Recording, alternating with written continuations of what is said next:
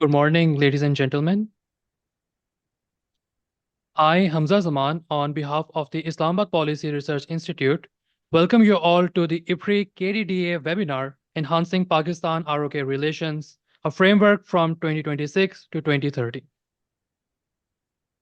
The MOU between IPRI and KDDA was signed last year on 23rd October, and this marks the first event between IPRI and KDDA since the signing of the MOU.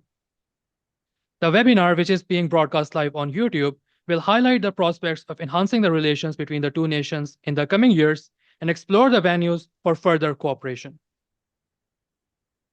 We are honored by the presence of President IPRI, Lieutenant General Retired Majid Assan, who will be delivering his welcome remarks. Lieutenant General Retired Majid Assan is a retired three-star general of the Pakistan Army with over 35 years of distinguished service, including senior leadership roles such as Commander 4 Corps, President of the National Defense University, and Inspector General Arms at GHQ. He holds multiple advanced degrees in defense and strategic studies. Alongside President IPRI, we are graced by the presence of CEO KDDA, Dr. Dong Jun Huang. Dr. Dong Jun Huang completed his PhD in Business Administration from the University of Illinois. He is currently serving as the chairman of Korea Defense Diplomacy Association (KDDA), Security Management Institute (SMI), and Korea Engineers Association. I will now request President IPRI to please deliver his opening remarks. Assalamu alaikum. And annoying SEO, please pardon my pronunciation if I'm wrong. Mr. Dong John Hu Wong, CEO, Korea Defense Diplomacy Association, Republic of Korea, and worthy speakers from Seoul, which includes Ambassador Jong Hu Wong Song, Ambassador Kyo Dong Hong, and Dr. Singh Jong Song, who visited IPRI last month also, and we had a good meeting. And our dear Ambassador, Sayyid Muazzam Ali Shah Saab, to the Republic of Korea. On behalf of Islamabad Policy Research Institute, I accord a very warm welcome to you all for this webinar, and thank you all for arranging and sparing your time for this very important meeting. I would also like to welcome Colonel Kim Jin-woo, Defense Attaché here in the Embassy of Korea. From IPRI, we have distinguished panel of speakers. Let me name them. Ambassador Tariq Usman Haider, who is online with us, Dr. Anil Salman, and Ambassador Asif Durrani. Ladies and gentlemen, today's webinar on the subject of enhancing Pakistan-ROK relationship, a framework from 2026 to 2030, is the first event jointly conducted by IPRI and Korean Defense Diplomacy Association. Before we start the topic of discussion, I would like to briefly shed light on the security dynamics in the region. The ongoing encounter between Pakistan and Afghanistan refers to the adversarial regional approaches. We all know that last year in April and May also, we fought back India's belligerence, and it was a very important event as far as the security dynamics of Pakistan are concerned. Looking at the South Asia's political dynamics, two things emerge very prominently. One is that the region lacks economic integration, and second is that the hostile bilateral ties have emboldened the extremist tendencies in the region. The hostility in the region has provided terrorist outfits like Tehreek-e-Taliban Pakistan to grow and further their nefarious agendas. Pakistan has time and again asked the Afghan interim government to prevent the use of Afghan territory for terrorist activities, but every time we went with this request, it fell on deaf ears. And then we had to start the Operation Ghazb-ul-Haq for the last few days, and it is in progress. Even yesterday, there was a severe fight between Pakistani troops and Afghan forces in Balochistan and on the borders of Khyber Pakhtunkhwa. There was an opportunity once there was a trilateral meeting between foreign ministers of Pakistan, Afghanistan, and China in Beijing last May. It was a positive move wherein it was decided to extend CPEC, the China-Pakistan Economic Corridor, to Afghanistan. The inclusion of Afghanistan in regional connectivity was marked as a major shift from the past practices wherein Afghanistan was viewed from the prism of war alone. However, regional connectivity was an opportunity for Afghanistan to grow economically and embrace stability. The decision to extend CPEC to Afghanistan, other than offering economic benefits to Afghanistan, also carried a regional impact.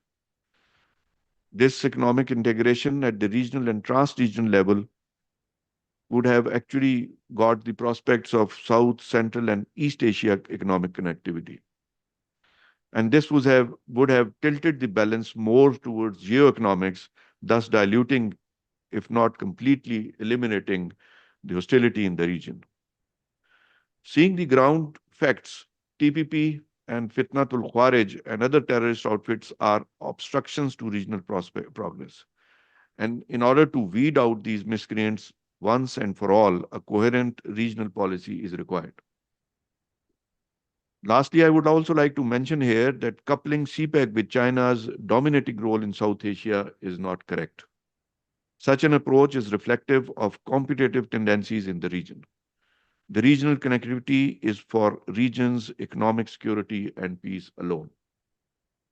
With these words, I once again thank the audience from South Korea and Pakistan for their participation in the event. I'll now request the Master of Ceremony to please carry on with the webinar proceedings. Thank you. Thank you, Mr. President, for your welcome remarks. I would now request CEO KDDA for his opening remarks. Sir, over to you.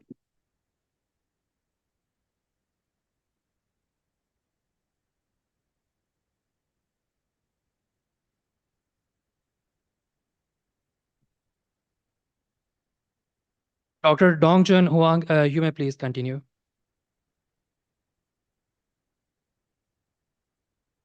Assan, Excellency Ambassador, distinguished speakers and participants from IPRI and KDDA. Ladies and gentlemen, good afternoon in Seoul and good morning to our distinguished colleagues in Islamabad. My name is Huang Dongjun, Chairman of the Korea Defense Diplomacy Association. It is a distinct honor to join you today for this important webinar, which marks the first substantive step following the Memorandum of Understanding signed between KDA and IPRI last October. That agreement represented more than ceremonial goodwill.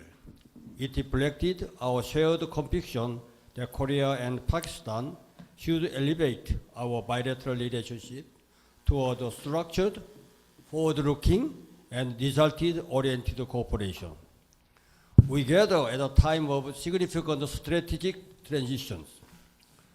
The global security landscape is characterized by intensifying geopolitical competition, rapid technological change, supply chain restructuring, and persistent regional volatility.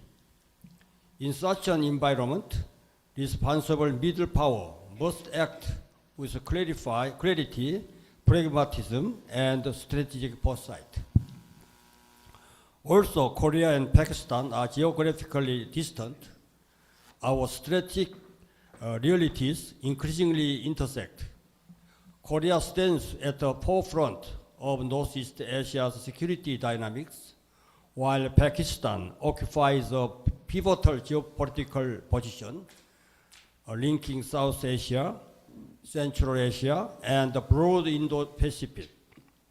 Both countries face evolving security challenges that demand resilience, innovation, and credible partnerships. Today's theme, the Enhancing Pakistan-ROK Relations, a framework from 2026-2030, is therefore both timely and necessary. However, a framework must not remain conceptual. Dialogue must lead to tangible outcomes. Allow me to underscore one essential point. Strategic cooperation gains durability only when it produces visible and meaningful results. Among the many areas of potential collaborations, defense cooperation should stand out as both practical and strategically meaningful. Operational domains such as force protection, counter-IED capability, and advanced explosive ordnance disposal systems provide realistic avenues for cooperation that can deliver immediate and concrete value. Proven EOD and advanced X-ray detection systems, technological designed to enhance operational safety and mission effectiveness, represent areas of mutual interest. Cooperation in such a practical and field-tested capability not only strengthening security capability, but also build the institutional trust and strategic credibility between our two countries. At the same time, our partnership must extend beyond the individual systems. It should incorporate structured defense dialogue, industrial engagement, research collaboration, and phased implementation mechanisms. The 2026-2030 timeframe offers us an opportunity to define priorities, clarify, and pursue measurable progress. Let us therefore use today's discussion not only to exchange views, but to identify specific areas where the cooperation can move from concept to implementation. On behalf of KDDA, I extend my sincere appreciation to IPRI for its partnership and leadership. We look forward to transforming our shared vision into structured, practical, and mutual beneficial cooperation in the years ahead. Thank you very, very much.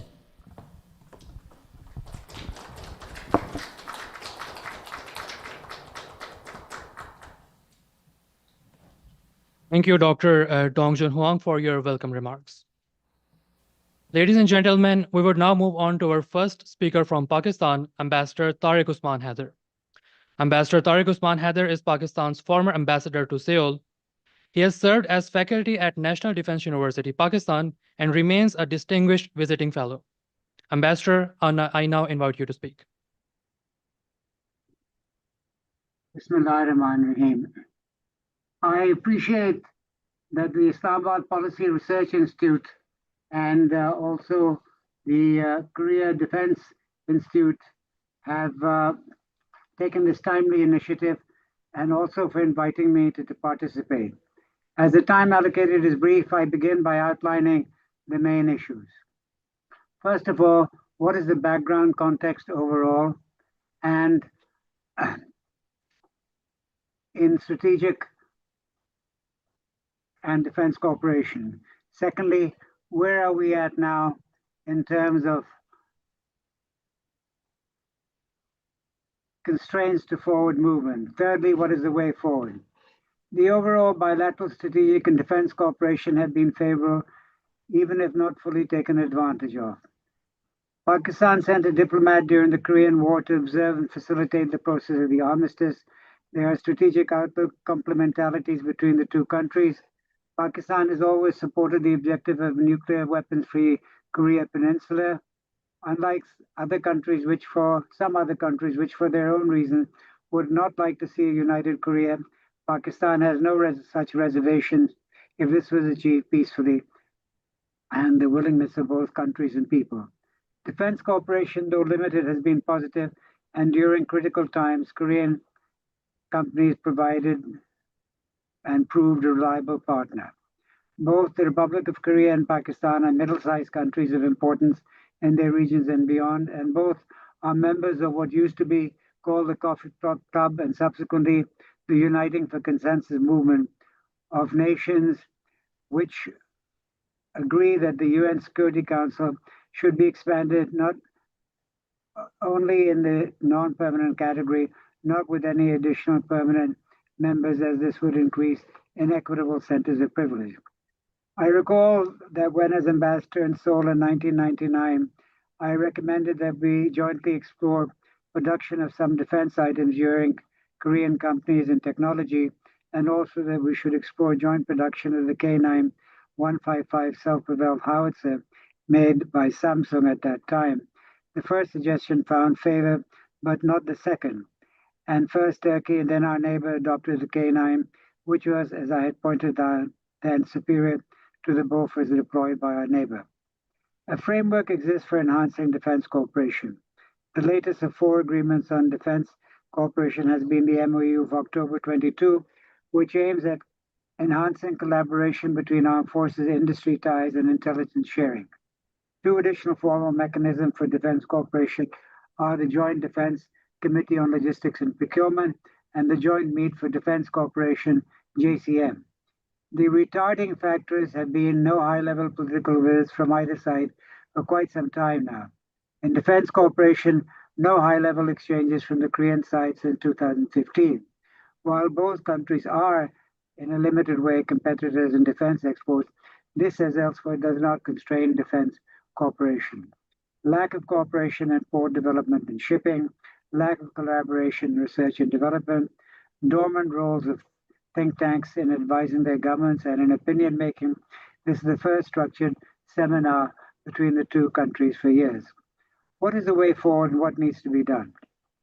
A number of actions should be taken to move strategic and defense cooperation forward. These include regularly holding the Joint Commission meets, establishing a working level mechanism to begin a structured cooperation mechanism, return port corps by the Korean Navy as done by Pakistan in 2022. This visit can be taken advantage of for a joint exercise, which is even more important now than before in the current situation prevailing in the region. ROK participation in the Pak Navy's flagship Zaman, that is peace, biannual flagship exercise in which 53 countries participated in 2025, including Japan. ROK can go beyond sending observers by sending a ship or a plane or special forces contingent. Conduct of joint exercises in counterterrorism. Participation in defense expos with national pavilions, IDS 2026 in Pakistan, INLEX and CADEX in Korea. Pakistan does participate, but less so on the Korean side, though a Korean company did participate in IDS some years ago. Exchange of expertise, technical from Korea and counterterrorism from Pakistan. Joint shipbuilding through Karachi shipyard engineering works has been done between Turkey and Pakistan. ROK has tremendous expertise in shipbuilding and Pakistan can benefit. I recall a visit to the Korean shipyard yards and companies by the Pakistan naval chief in 2000. After that, we have to check. Hyundai was interested in Karachi shipbuilding yard according to press reports some years ago, but nothing followed. Overall, both nodal powers have some common strategic objective. Both are against the increase of permanent members of the Security Council, which would unbalance their reason, as I mentioned earlier. Both have a very important and indeed critical stake in the security of oil supplies from the Gulf, which the present turmoil is putting under stress, if not in danger. Both therefore have a common interest in de-escalation of the present conflict. While the Republic of Korea links with our neighbor are understandable, given its strategic and economic importance, the objective of this neighbor is to a large extent against China. In the case of Pakistan, we have good relations with both the USA and China, which the Republic of Korea should keep in mind in opening up further cooperation and collaboration with Pakistan in defense and other fields. I would like to add that just as the Republic of Korea defense production is in the hands of private companies, this is not the case in Pakistan, as understandably the technological resources and capital have to come from the government. However, while Pakistan is trying to broaden the defense manufacturing and research fields to commercial companies and is succeeding to a limited extent, it should make a focused effort to introduce Pakistani companies in these fields to Korean companies for collaboration. Of course, the main thrust has to come from collaboration between Korean companies and government defense production and research and development organization. Drone technology is one field in which Pakistan has expertise in manufacturing and research in the government and private sectors, including in university incubators such as NUST. The Republic of Korea has top-class technical and scientific research institutes and its universities and should offer more scholarship, as does China in these fields, as these linkages can include defense-related growth, which goes upward. There are a lot of opportunities between the two countries in the defense field, which should be followed up, given that both share important common strategic objectives and outlook. Both have interest in the defense, strengthen defense capability of each other, secure energy sea lanes and supplies, and the economic benefit that this would bring to both countries. It should be recalled in 1996, Hyundai Company's pipe subsidiary was part of the Unicol Gas Consortium to try to build a gas pipeline from Turkmenistan through Afghanistan to Pakistan and onwards to India, and also a parallel oil pipeline to the Pakistani coast, which would have avoided the Straits of Hormuz. In conclusion, while joint defense mechanisms should regularly meet as a results-oriented framework exists, whether or not such meetings are regularly held, both embassies, which have excellent and active diplomats, trade experts, and defense attaches, are mandated already to constitute the most important standing mechanism by themselves. As was done in 1998, 2002, when I was there, when Pakistan had no defense attaché and we were negotiating still the first defense cooperation agreement, by introducing and recommending Korean defense companies to their government counterparts, momentum was built up, which lasts to this day. Both embassies are now trying to do the same, but need to jointly accelerate their efforts, encourage joint ventures in a number of fields, and to include the private sector in Pakistan.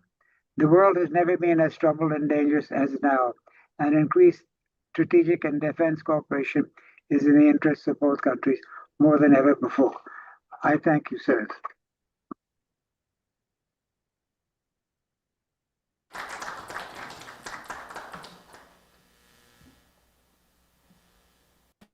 Thank you, Ambassador, for your incisive perspectives. Ladies and gentlemen, we shall now proceed to our second eminent speaker, Dr. Anil Salman. Dr. Anil Salman possesses a multidisciplinary background in economics, blue economy, ecofeminism, institutional governance, artificial intelligence, and climate change. He currently serves as IPRI's Chair, Economic Security. Sir, the floor is yours. Thank you very much. Distinguished guests, excellencies, colleagues, and friends. In a Korean folktale, Hang Bu helps a wounded swallow. Months later, the swallow returns with a seed, and from that seed grows a groud. And from that groud flows unexpected prosperity. It is a simple story, but it contains a profound economic lesson. True partnership is not charity, it's reciprocity, a small act of trust returned as tangible dividend. And if I may borrow from Allama Iqbal, nations rise when they cultivate khudi, inner strength, and then convert that strength into collective purpose. Today, I wish to speak about Pakistan's industrial seed, which is already sprouting, where Korean capital, technology, and standards can help accelerate the harvest. Because Pakistan is no longer just a low production site. It is becoming something more important, a demand and supply platform for energy transformation, digital services, and new manufacturing ecosystems. Pakistan is industrializing in a new shape. The central thesis is simple. Pakistan should not attempt to climb yesterday's industrial ladder. It must leap into sections of the ladder that have been reshaped by three forces: energy transformation, standards and compliance, and supply chain reconfiguration. The new industrial configuration is not going to be how cheap we can produce. It is how reliable we can power, certify, digitize, and deliver. And that shift changes everything. Yes, manufacturing has faced volatility, but beneath the surface, the composition is shifting. The firms that are surviving, even expanding, are those that are retrofitting energy-efficient machinery, water recycling systems, chemical traceability, and compliance certification, especially in textiles, which Pakistan is the largest export backbone. The volume exists, but here is the uncomfortable truth. The premium is missing. And the premium today is not by cheap labor. It is created by standards, energy efficiency, traceability, and ESG compliance.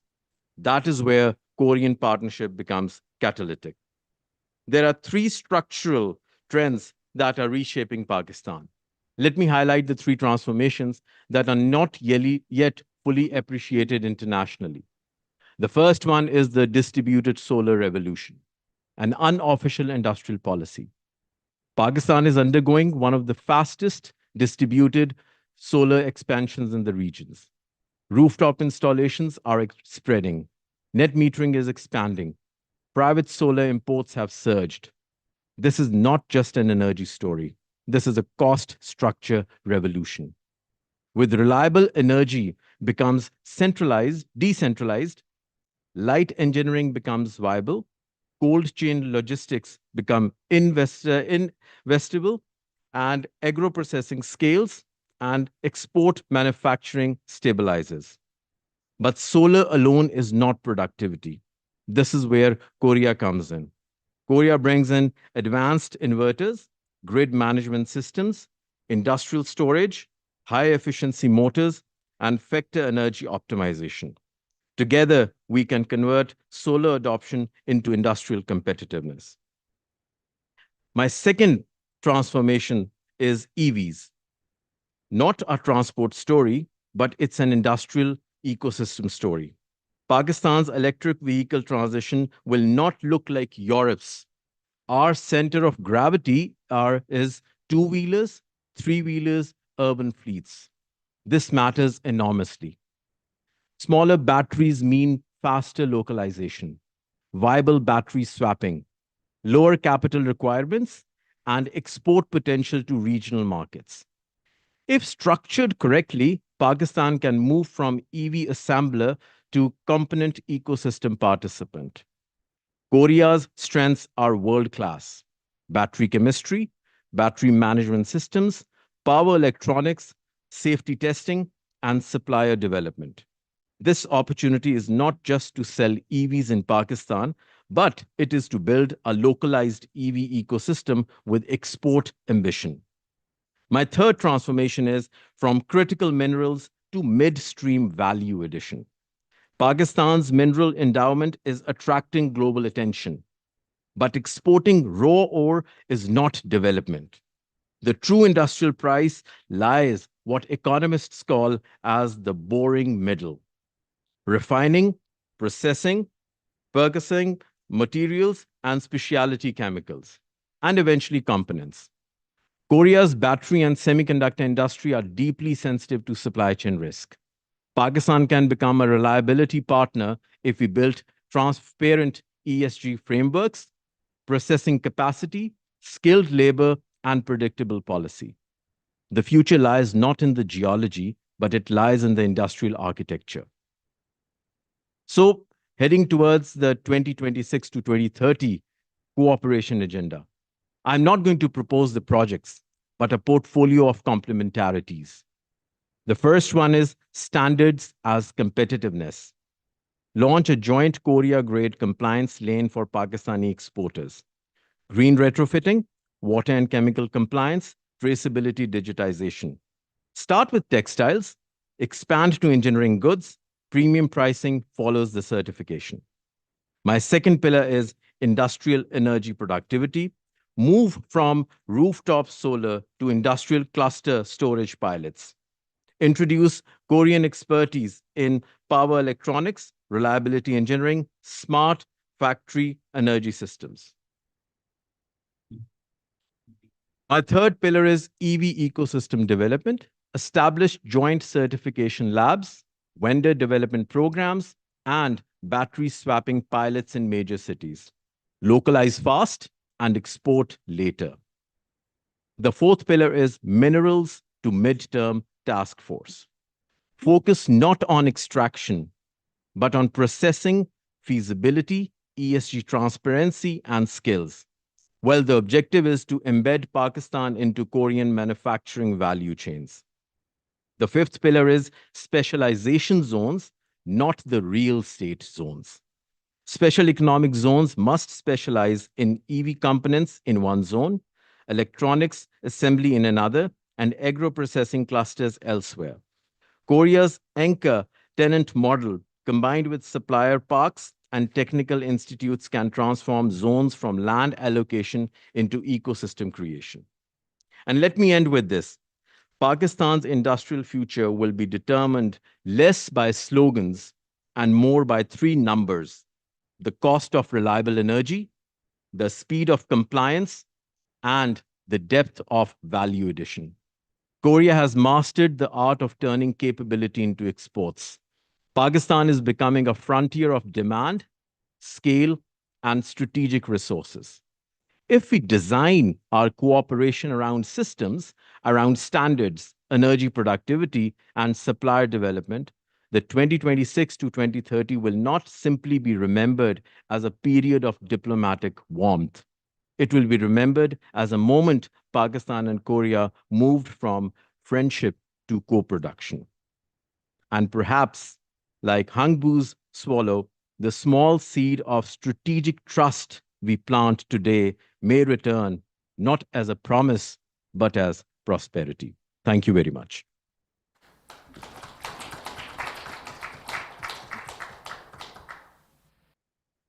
Thank you, sir, for your enlightening thoughts. Ladies and gentlemen, we will now move forward to our third eminent speaker, Ambassador Asif Durrani. Ambassador Asif Durrani was a career diplomat and journalist and had served as Pakistan's permanent representative to Afghanistan, apart from being ambassador to Iran and the UAE.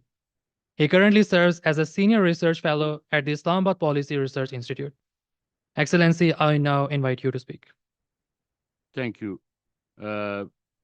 Excellencies, distinguished participants, South Asia today stands at a precarious crossroads. It is a nuclearized region home to nearly 2 billion people, yet burdened by deep mistrust, unresolved disputes, fragile economies, and intensifying geopolitical competition. Instead of moving towards the integration and collective prosperity, the region is drifting towards fragmentation and confrontation. At the heart of this instability lies what many in the region perceive as India's hegemonic designs. India, by virtue of its size, economy, military strength, occupies a prominent position in South Asia. Smaller states often interpret its actions as attempts to establish a strategic primacy rather than regional partnership. A telling example is the stagnation of South Asian Association for Regional Cooperation, SARC. The 2016 SARC summit, scheduled to be held in Pakistan, was derailed after India announced that it would not attend. Since then, no SARC summit has taken place, as decisions in SARC are taken by consensus. A regional platform meant to promote economic cooperation, poverty alleviation, and conflict management has been rendered dysfunctional. In a region where intra-regional trade remains among the lowest in the world, sabotaging the only collective forum has strategic costs for all. India's relations with its neighbors further reflect growing skepticism about its intentions. Bangladesh, once seen as one of India's closest partners, has shown signs of recalibration amid domestic political shifts and concerns over equitable engagement. Nepal has repeatedly expressed annoyance for boundary issues and perceived interference. In Maldives, public and political pressure led to the expulsion of Indian military personnel, reflecting sensitivities about sovereignty.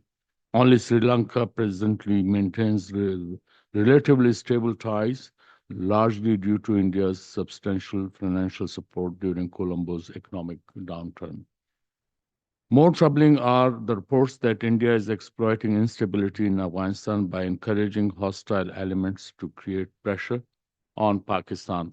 Groups such as Tehrik-Taliban Pakistan operate from Afghan soil. Pakistan maintains that Afghan Taliban regime has failed to curb these elements and that external factors are financing and exploiting them to destabilize Pakistan.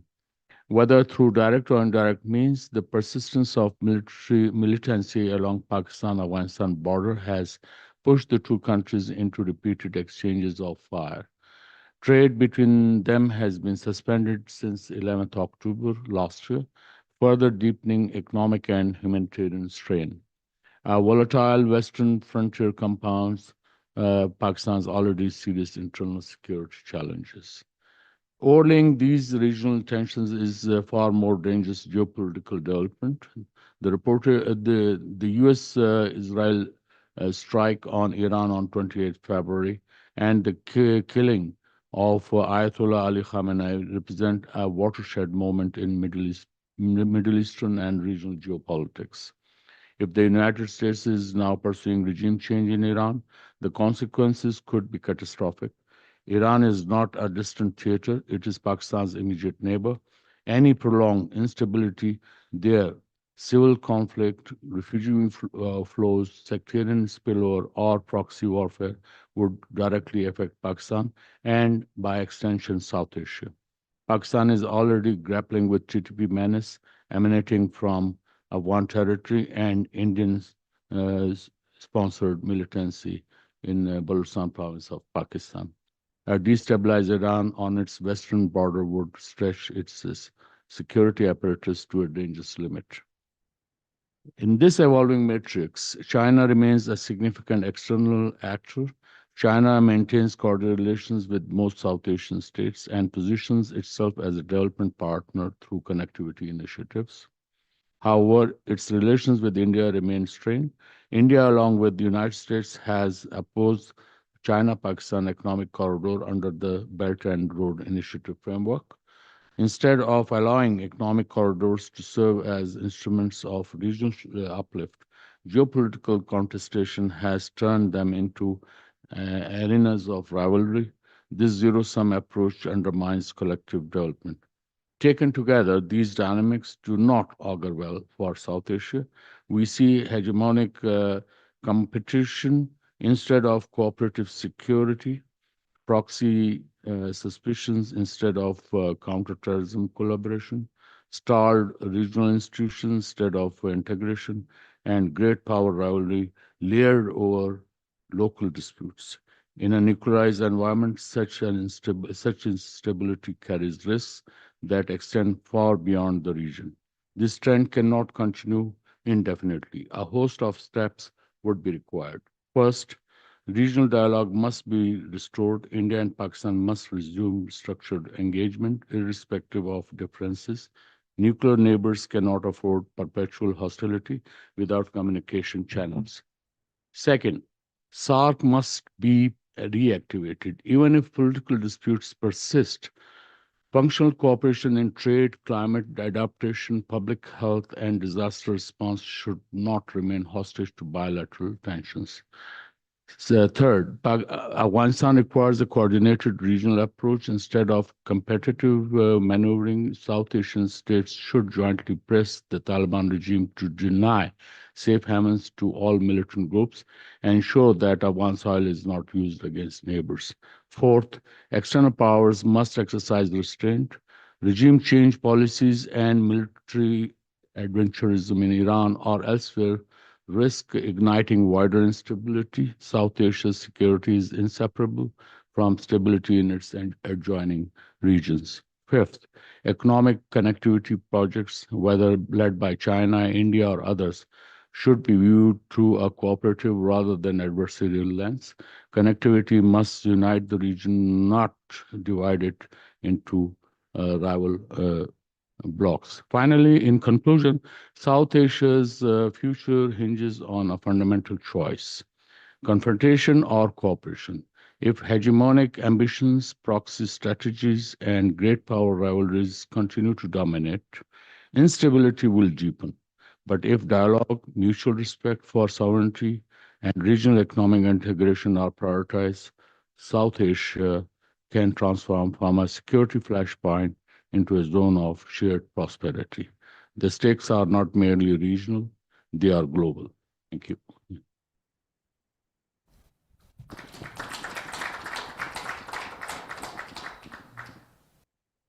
Thank you, Excellency, for your nuanced perspectives. I will now hand over the floor to our fourth respected speaker, Ambassador Syed Muazzam Shah. Ambassador Muazzam currently serves as the Ambassador of Pakistan to the Republic of Korea. He has specialized in Russian language and culture and is a graduate of the Asia Pacific Center for Security Studies in Hawaii, USA, and National Defense University, Pakistan. Ambassador, kindly proceed with your address. Bismillah ar-Rahman ar-Rahim. Assalamu alaikum and Anyong Hashemika. Honorable President of Islamabad Policy Research Institute, Lieutenant General Assan Sahab, Distinguished Chairman Dr. Dong Jun Huang, Chairman of KDDA, my most respectful senior colleagues, Ambassador Tariq Usman Haider Sahab and Ambassador Asif Durrani, and other distinguished speakers. On 23rd October last year, a MOU was signed between IPRI and KDDA to undertake joint research and hold regular sessions to create a better understanding of issues faced by Pakistan and Korea. It is an absolute pleasure to be speaking today at the first such event organized by IPRI and KDDA. Ladies and gentlemen, Pakistan and Republic of Korea have enjoyed cordial relations since the establishment of diplomatic relations in 1983. These relations have seen substantial progress since then, especially in the areas of trade and investment, defense cooperation, overseas development assistance, and cooperation under Korea's employment permit system.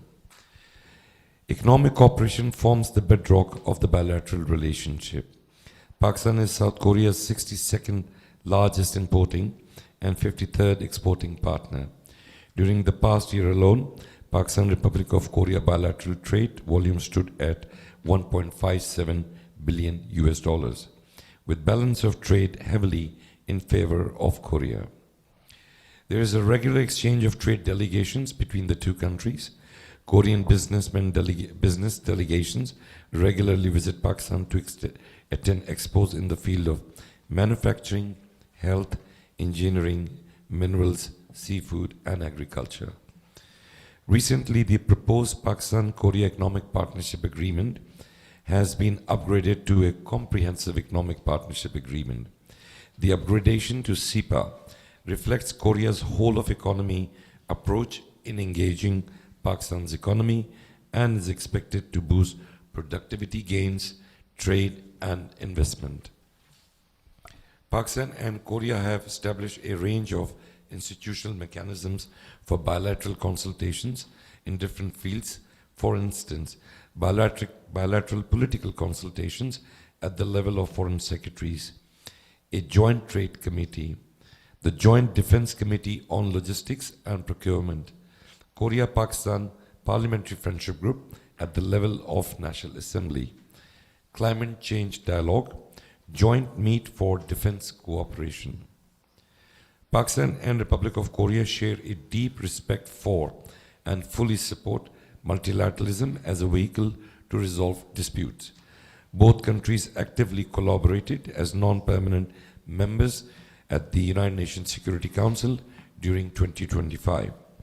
Both countries are also part of the Uniting for Consensus Forum, which calls for a more transparent and democratic UN system and are against any increase in the permanent membership of the United Nations Security Council. South Korea is a global leader in shipbuilding. The Embassy of Pakistan and South Korea made efforts to explore possibility of bilateral cooperation in the field of shipbuilding, and these efforts have recently translated into an agreement between Joe Engineering Company Limited and Karachi Shipyard, whereby a container ship will be manufactured in Pakistan while the designing and material will be provided by Korea. Ladies and gentlemen, Korean investment started in Pakistan with Daewoo in the 1990s. The Korean investment has since expanded to a number of sectors, including automobiles, hydropower, mobile manufacturing, and confectionery. Cumulatively, Korean investment in Pakistan is over $5.7 billion US dollars, mainly led by Daewoo, Hyundai, and Kia. Korea has been extending ODA programs to Pakistan since 1991. So far, a total of 9 projects with a budget outlay of 690 million US dollars have been supported by the Economic Development Cooperation Fund through the Korean Exim Bank. These projects cover infrastructure development such as highways, hydropower projects, hospitals, IT park, etc. Due to mission's active lobbying, the EDSCF financing has been increased to $1 billion till the end of the current year. Since 1991, Pakistan is recognized as a priority partner country by the Korea International Cooperation Agency, also known as KOICA. As of last year, KOICA's support to Pakistan amounts to around 100 million US dollars. For the current year, KOICA will implement various projects amounting to $10 million. The president of KOICA, whom I met last week, has recently returned from Islamabad after a very successful visit.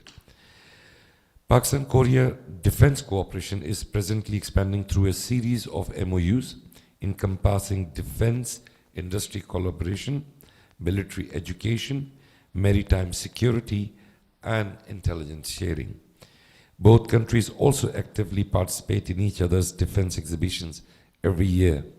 Foreign study tours from the NDU, Naval War College, and Air War College from Pakistan also visit Korea regularly.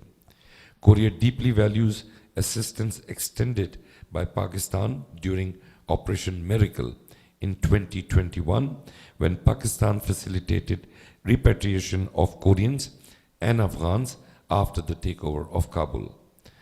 The Korean employment permit system is administered by the Korean government to manage and regulate employment of foreign workers in the country. Accordingly, Pakistani workers under this system are hired in unskilled visa category.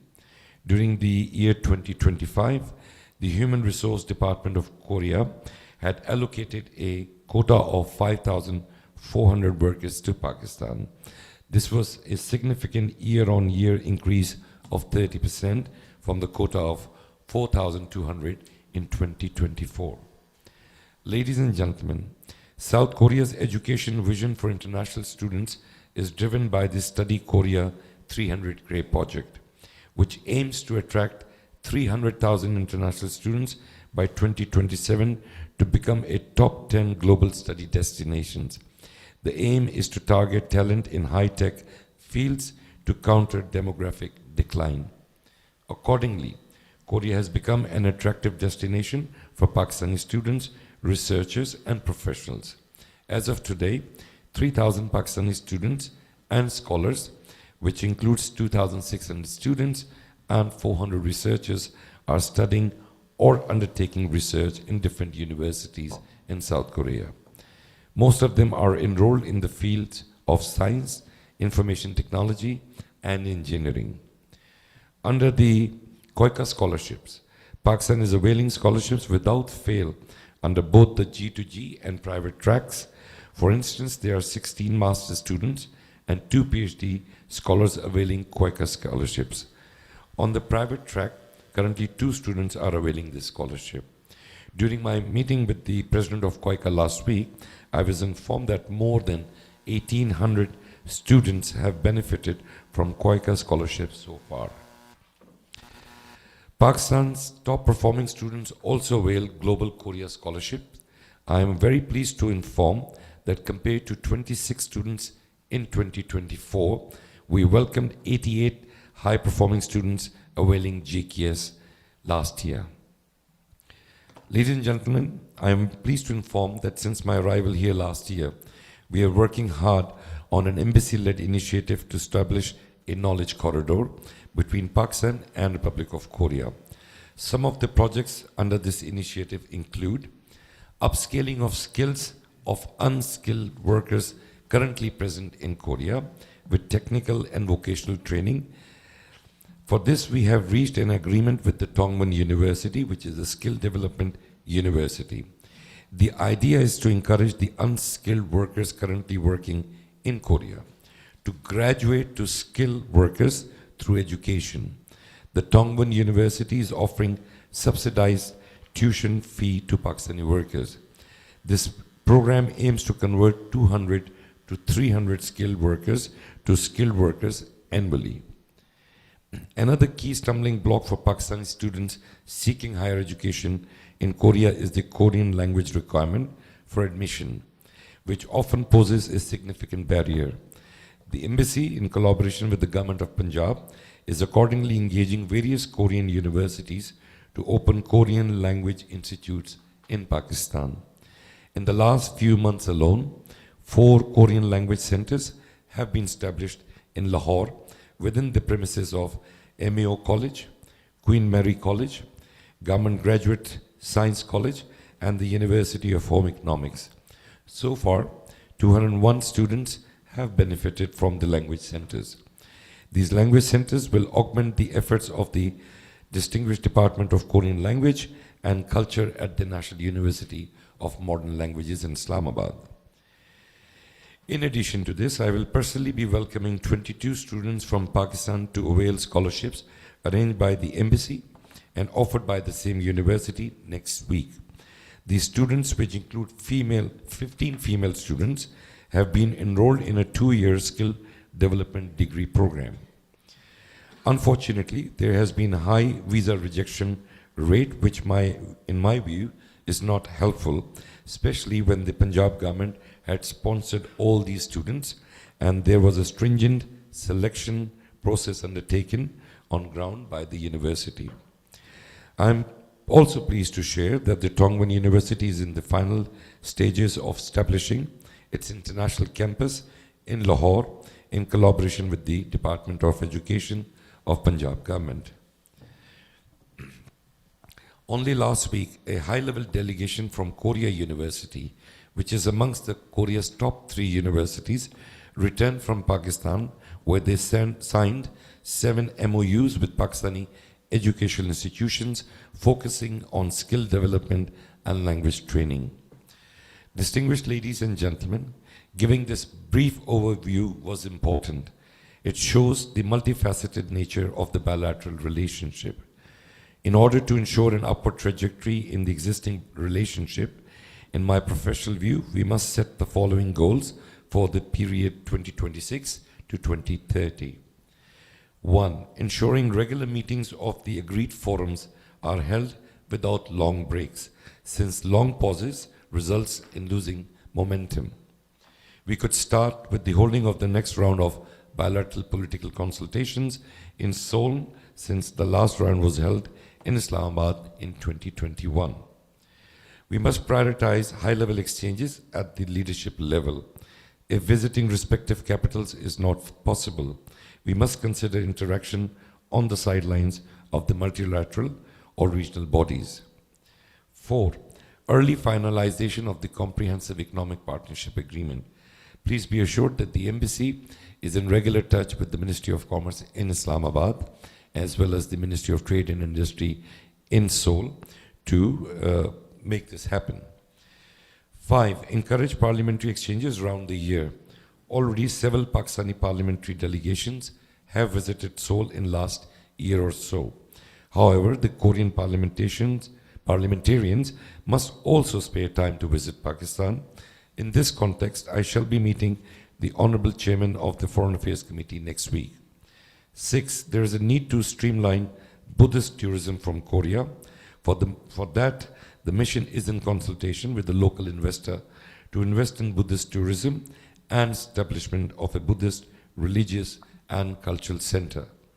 7. On a separate track, we are working to hold Gandhara art and Buddhist relics exhibition in Seoul. Ambassador Tariq Usman Haider, who is present here, has been extremely helpful in guiding us with his experience. 8. We are also close to finalize a MOU for cooperation between the Foreign Service Academy of Pakistan and the Diplomatic Academy of Korea. This arrangement will allow young Pakistani and Korean diplomats to train in Seoul and Islamabad. Sister Cities agreements or MOUs between provinces is a way forward. There is a lot of goodwill for Pakistan in Korean provinces. In this context, we hope to sign a MOU between the province of Punjab and Gyeongsang-buk-do, the largest province in Korea, on mutual cooperation, particularly on increasing cultural, tourism, and educational exchanges as soon as the local bodies' elections take place in June in Korea.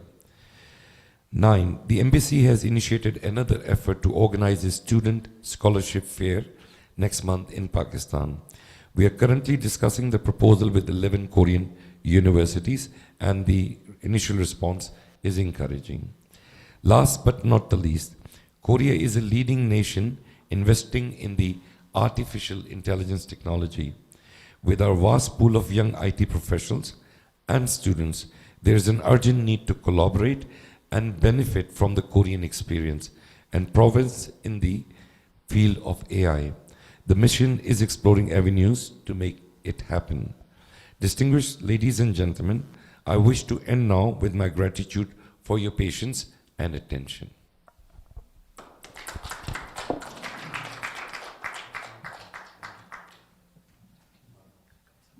Thank you, Ambassador, for your informed reflections.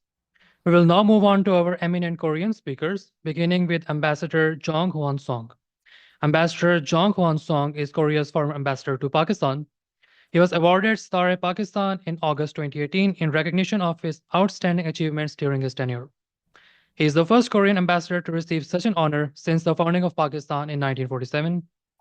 Ambassador Jong Hwan Song holds a PhD degree from Hanyang University and has been a visiting chair professor at Kyungnam University.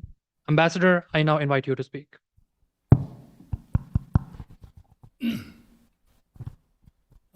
Assalamu alaikum. I heard the Pakistan's industrial situation by the what's the name,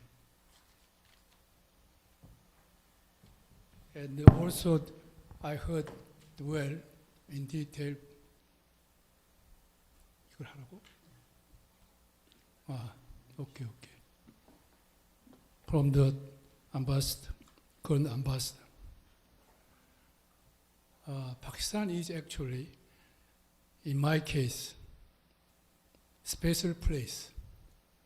I witnessed in Pakistan from 2013 to 16, the first-hand Pakistan's the hospitality and also the potentials between two countries.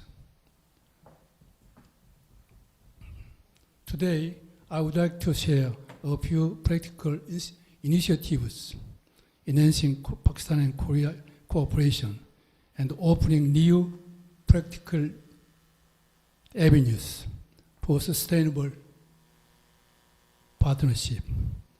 Let me begin with the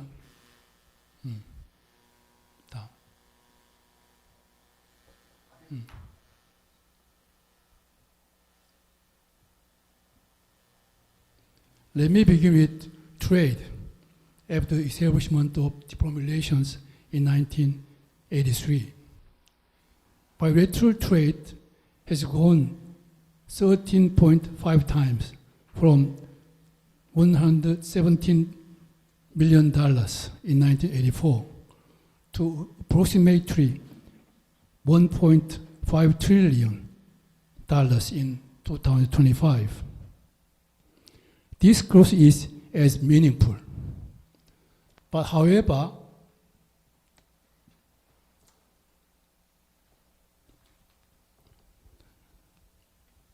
when we examine the recent 12 years, from 2013 to 2025, trade increased only about 11.7%.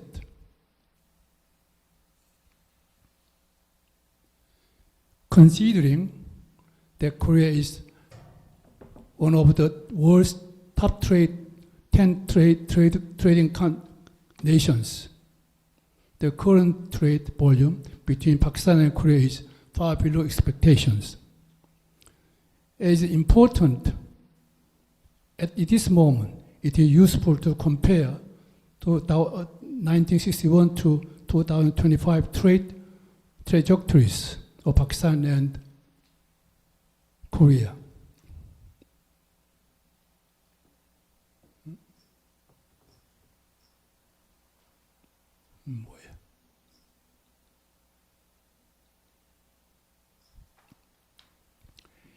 In 1961, Pakistan's trade volume was substantially larger than Korea's. Pakistan's exports were nearly 10 times greater than Korea's. In 1962, Korea launched its first 5-year economic development plans and adopted an export-driven industrialization strategy. Over the following 6 decades, Korea's total trade expanded dramatically to exceed $1.3 trillion, while Pakistan trade reached approximately $91.4 billion. This comparison illustrates how an export-driven development plan strategy can be fundamentally transform nations' economic trajectories.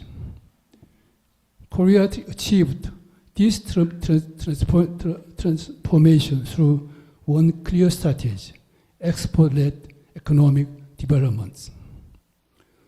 Pakistan today possesses far greater resources and untapped potentials. I humbly recommend Pakistan adopted export-driven industrialization strategy.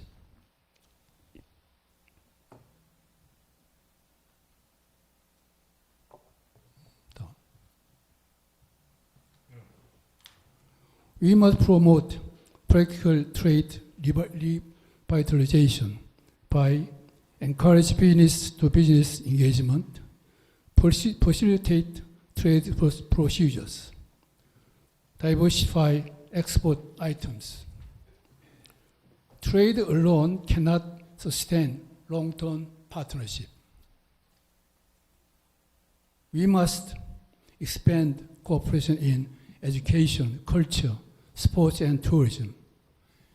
And we should also utilize Gandhara culture and Buddhist heritage as a platform to deepen academic, cultural, and tourism cooperation.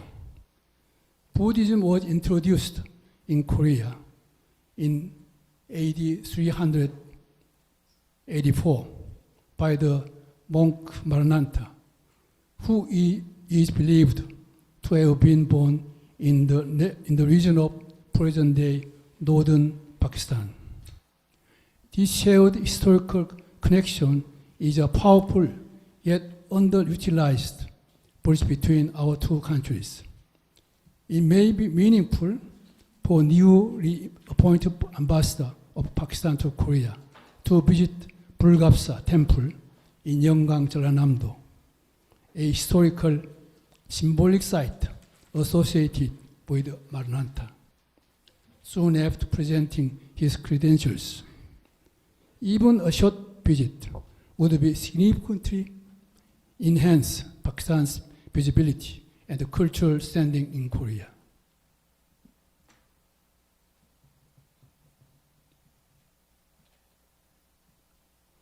Next, in late 2024, Korea and Pakistan concluded an EDCF framework agreement for the period 2022-26 with a total credit limit of $1.06 billion.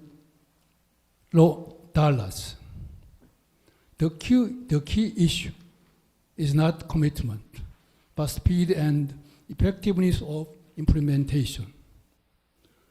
The government of Pakistan and Korea must accelerate execution of EDCF projects. identify the causes of the delays, including the Islamabad and Karachi IT parks construction, and improve better conditions for educations. We should also move forward to establish the Pakistan-Korea Value Addition and Technology Park at the University of Agriculture, Hyderabad. This initiative can transfer the new village movement inspired rural development experience in Korea, increase productivity, and promote self-reliance in rural area. Through COICA's program, vocational training centers could be introduced in Pakistan to provide technical and skill-based training aligned with Koreans' industrial needs and the Korean technical qualification test for employment.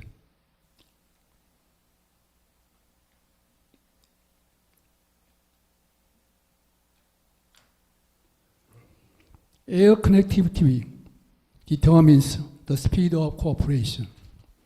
Current route rely mainly on connection via Bangkok and China, which increase travel time and logistic increase. Tashkent presents a more efficient alternative as a regional hub. The flight duration between Incheon and Tashkent is similar to that between Incheon and Bangkok, approximately 6 hours. However, the difference comes afterwards.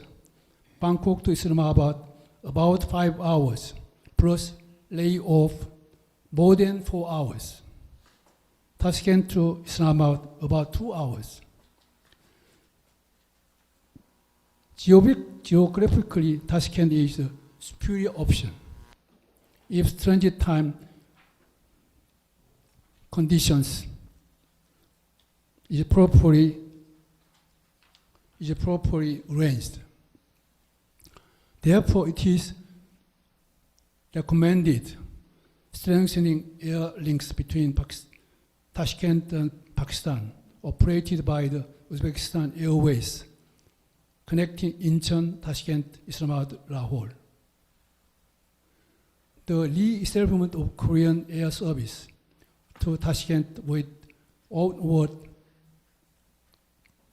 connectivity to Pakistan.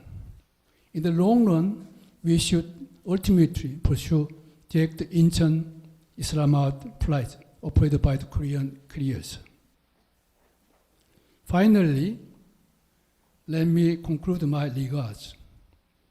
If we combine Korea's development experience with Pakistan's vast potential, the last stage of our relationship can be far more dynamic than the last 43 years.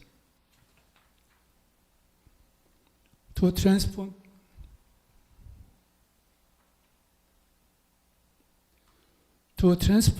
potential into a tangible partnership, private sector, academia, and the civil society must work together in supporting our governments. Thank you. Shukriya.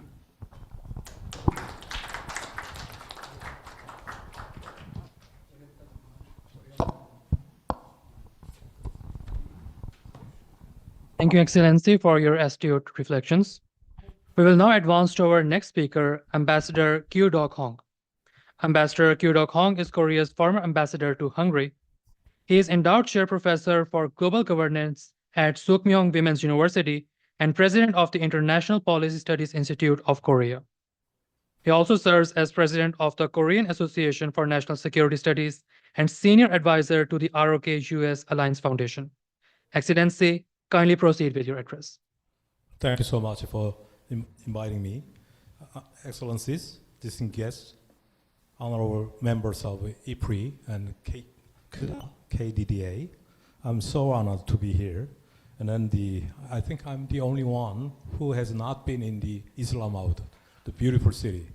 And then I'm a friend of the Pakistan, because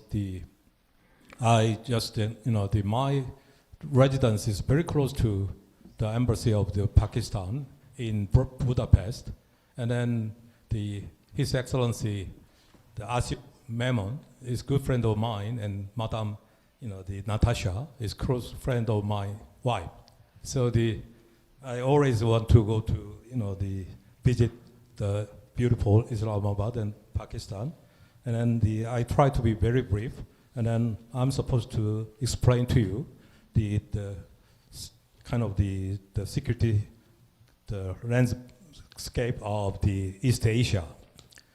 And then as you just observe the United States and Israeli the strikes against Iran, which is very next doors to you, I think the security situation is more dangerous. And then as you say, we usually say the BUCA. I mean, 네. 하나 더 가야죠. Yeah, sorry. So situation is the more dangerous, and then the volatile, uncertain, complex, ambiguous, to the brittle, anxious, non-linear, and incomprehensible. So I think we must work very hard to deepen the multilateral security cooperation, and then the strategic partnership between Pakistan and Korea need to be strengthened. So the integrated navigation and shared understanding between Islamabad and Seoul against global and regional challenges need to be enhanced. So I will explain briefly about there are 4 points of the strategic inflection in East Asia. The number one is U.S.-China strategic library is strengthened. And then the second is Russia-North Korea wartime alliance, and then the security cooperation is strengthened. So we Koreans are very much worried about this situation. The former minister of Russian Federation, Sergei Shoigu, has been in Pyongyang already 4 times. Every time he went to Pyongyang, there are lot of the military technology transfer. The negotiation is going on. So and then also we believe that North Korea will stop sending the troops to Kursk, Ukraine, but after the ground operation has halted, but they still remain more than the 10,000 the soldiers there, and then also they intend to send more the civilian workers in Kursk area to get engaged them into the building infrastructure. So thirdly, the Taiwan contingency and then China-Japan friction is going to be very worrisome, the factor for us too. And then also finally, the most important thing is U.S. strategy has been the shift from deterrence by presence to deterrence by denial. So let me focus on no, I'm sorry, I'm going the other way.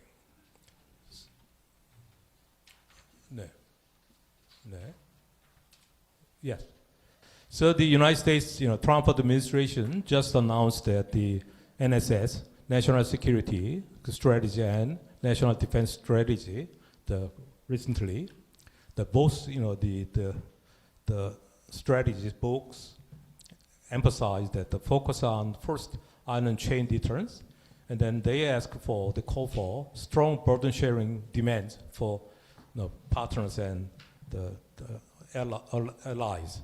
And then they also emphasize the economic partnership tied to security, and then they ask allies like Korea and Japan to defend their regional perimeters. So they keep asking, so us try to play a more role in defending the first island chain. But as you know, the South Korean Navy has not have enough the power to fill the gaps. So that's why we have to work together very closely with Japan, Taiwan, the Philippines, and then try to defend maritime choke point. So that's why my president Lee Jae-myung is now in Philippines. So he's going back, returning back to Seoul, but he's trying to visit many capitals to try to, to cooperate further with our allies and partners to discuss this issue. And then the people, they call that the mono doctrine returns. But what the Koreans are very much worry about is that, the third point, the shift responsibility to capable regional allies. So deterrence by denials. So we have to, focus on more of our capability to increase our own. So the next slide, I just said the South Korea strategic dilemma, but as I repeatedly said, the ambiguity in U.S. defense posture is a concern about us. It's concerned us very much. So when the United States, the Trump administration assigns primary responsibility for North Korea deterrence to Korea, but we don't believe that we can do it alone. So that's why we have to work closely with the United States, as well as we have to reach out to European partners, as well as the global South and other countries who can support us. So as I just mentioned that we have we call so-called the hedgehog dilemma. So my new government, the President Lee Jae-myung is trying to get very much good relationship with North Korea as well as China, but Mr. Schopenhauer, rightly argued a long time ago. So there are a lot of comprehension and then also difficulties to get approach to North Korea as well as China with goodwill. So what we're gonna do? So this is the ways to respond to that kind of the worrisome situation, to put the best face on this worrisome situation. So there are 5 pillars. The first thing is we need to enhance the technological strengths, and then we have to be self-reliant as much as we can. Secondly, the expansion of trilateral security cooperation. So my government is working very hard to enhance our bilateral relationship with Japan and trilateral relationship with the United States, Japan, and Korea. And then thirdly, this is very important point, we have to diversify. So we've been working very hard to enhance our capability within the perimeter of the U.S.-Korea alliance for past 75 years. But it's about time for us to go beyond that. So we have to diversify toward Europe, global South, and middle powers, maybe perhaps including the Pakistan. So fourthly, the innovation-driven resilience planning is very much needed.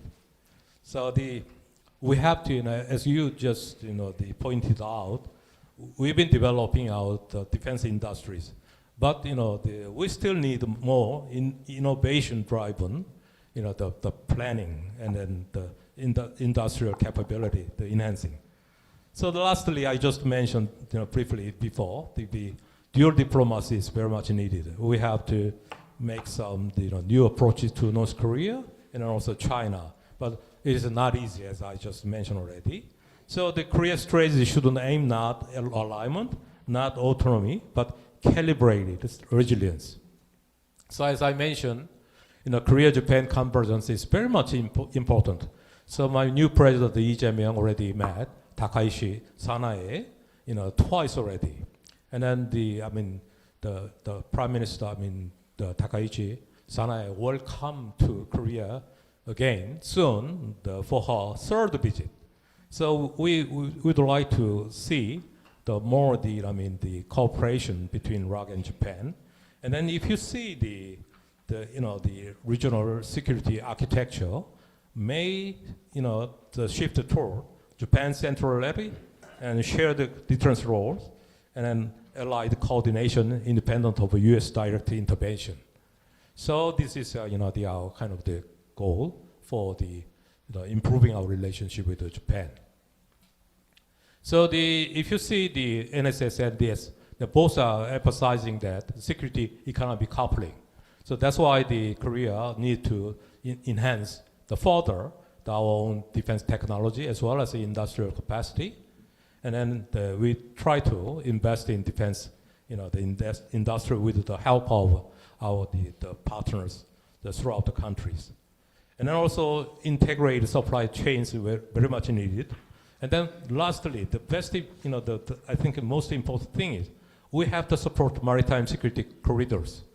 Because, as you know, the Korea, the 70% of crude oil is coming from the Hormuz Strait. And then, if we safely pass through the Strait of Hormuz, we have to go to Indian Ocean, and then we have to go through the Strait of Malacca, and then we also go to, the South China Sea. It's a long way from the Middle East to Korea. So we need to very much, the help and then the partners, the assistance in safeguard the sea line of communication. That's very much needed for us.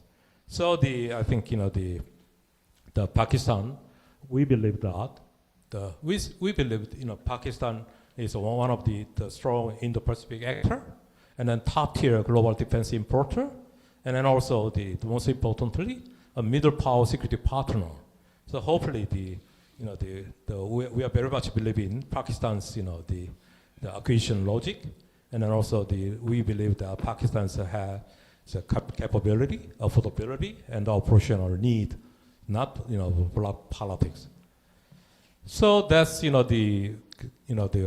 are thinking about the Pakistan, and then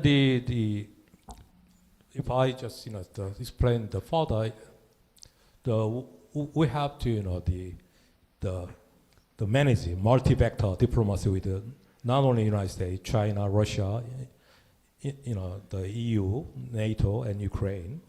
I think the important thing for Koreans are we have to understand that Pakistan-North Korea ties largely dormant. And then also China has no incentive to reverse engineer Korean defense system through the Pakistan. So I think the Koreans still say about the risk, but I think those are largely overstated relative to reality. So lastly, I just emphasized the partnership beyond the transactions. So we Korea think that the middle power cooperation through networked security beyond the alliance politics is very much needed. So also as I just mentioned a couple of times, security economic coupling is very much needed. So we have to cooperate with Pakistan in terms of integration of defense, technology, and industry. So not last but not least, maritime security cooperation across ocean is very much needed because this is the issue of the energy security. So I just give the picture of the Zaman 22-25 poster. The last year, about 60 states are participating in Zaman 2025. The Japan, for example, we're a close friend of ours, but they participated since 2009. So there is no reason for Korea not to join the Zaman 2025. So because we have to protect this long sea lane of communication, and we need a lot of strategic partners. I think we have more reason to ask the Pakistani government to work together with the Koreans to build up, to shape the safe world order. So that's, hopefully this is going to be the first step for Korea and South Korea, the Pakistan, to build the bright future together, jointly. Thank you so much for listening. Thank you.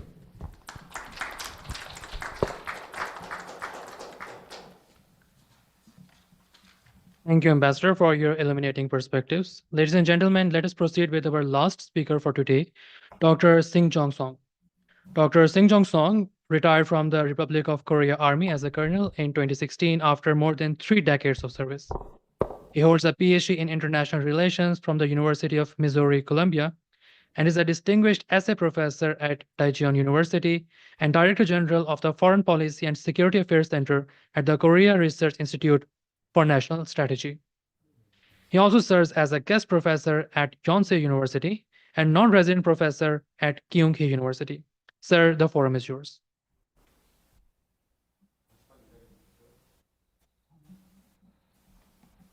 Good morning and good afternoon, distinguished colleagues. My name is Professor Song of Daejeon University. Sorry. Good afternoon and good morning, distinguished colleagues. My name is Professor Sung Jong Song of Daejeon University. First of all, I deeply appreciate the warm hospitality and excellent professionalism during my stay in NDU of ISRA workshop, and my special greeting to General Assan and Brigadier Navid of IPRI. Today, I'd like to present a practical roadmap for strengthening defense relations between the Republic of Korea and Pakistan, moving from a diplomatic framework to a real capability partnership between 2026 and 2030. This is not about abstract dialogue. It is about structured, phased implementation. We are entering a period of structural volatility, as evidenced by the ongoing war in Iran. Major power predictability is declining. Nuclear escalation timelines are compressing. Economic interdependence is increasingly weaponized.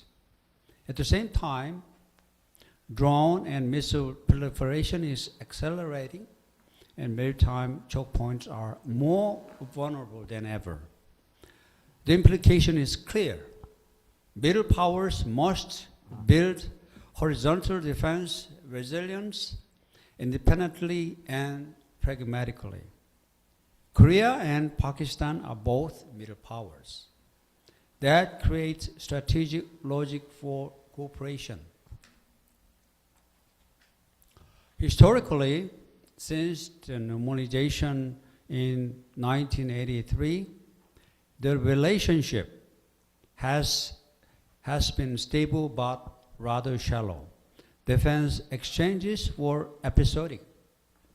The 2022 Defense MOU created a framework, but operational depth remains limited. We now have a diplomatic bridge. What we need is structural integration.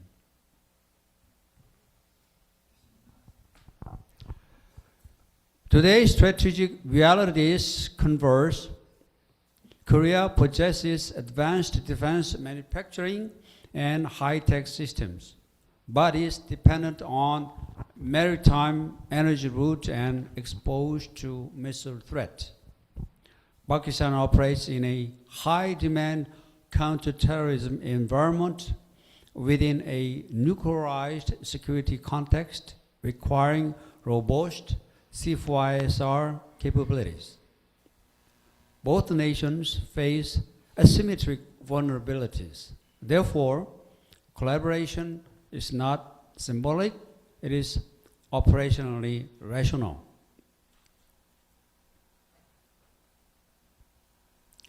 The 2025 KDDA IPRI MOU provides the institutional bridge. Its function is simple: connect policy, research, and industry. Through annual strategic forums, joint research and policy recommendations, we create a non-binding but flexible incubation mechanism. This platform reduces political sensitivity while enabling technical exploration. We must shift from dialogue to capability transfer. Priority sectors include UAV and counter-UAS integration, electronic warfare, secure C4 ISR infrastructure, advanced EOD systems. In 2026, the first step is industry mapping and technical feasibility assessment. This builds structure before scale.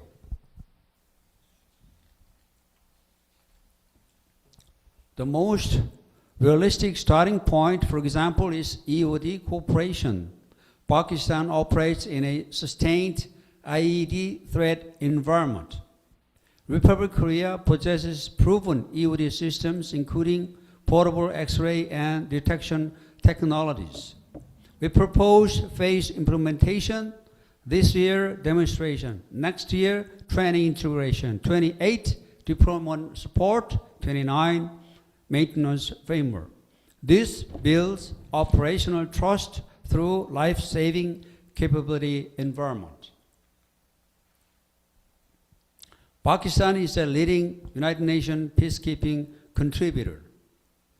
Republic of Korea brings advanced logistics and digital systems.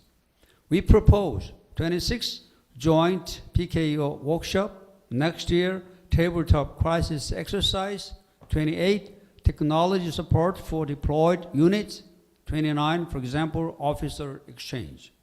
The objective is operational interoperability without triggering alliance sensitivities. Cooperation must evolve in phases. For example, phase 1, component cooperation, non-sensitive subsystem. Phase 2, joint integration pilot. Phase 3, selective co-development after 2030. Focus areas include modular UAV systems, battlefield digital communication, and counter-drone integration. This reduces risk while building trust incrementally. Republic of Korea's energy lifelines transit the Arabian Sea. Pakistan sits near the Strait of Hormuz. Maritime security dialogue, naval observer exchanges, and shared situational awareness are logical next steps. Energy security is a shared interest, not a bilateral favor. Defense cooperation must reinforce economic architecture. Under CEPA negotiations, we can integrate, for example, supply chains, dual-use R&D, workforce exchanges, defense-linked investment. Defense should not be isolated from economic strategy. The roadmap is structured, for example, this year, foundation, next year, implementation, 28, integration, 29, expansion, and 30, institutionalized capability partnership.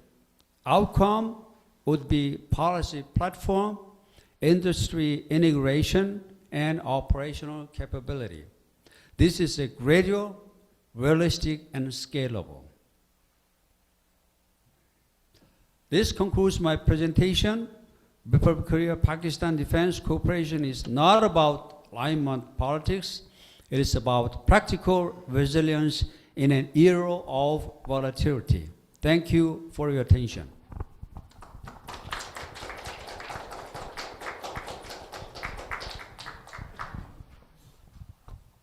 Thank you, Dr. Singh Jong Song, for your engaging perspectives. Ladies and gentlemen, the floor is now open for question and answers. Please introduce yourself and keep your questions brief.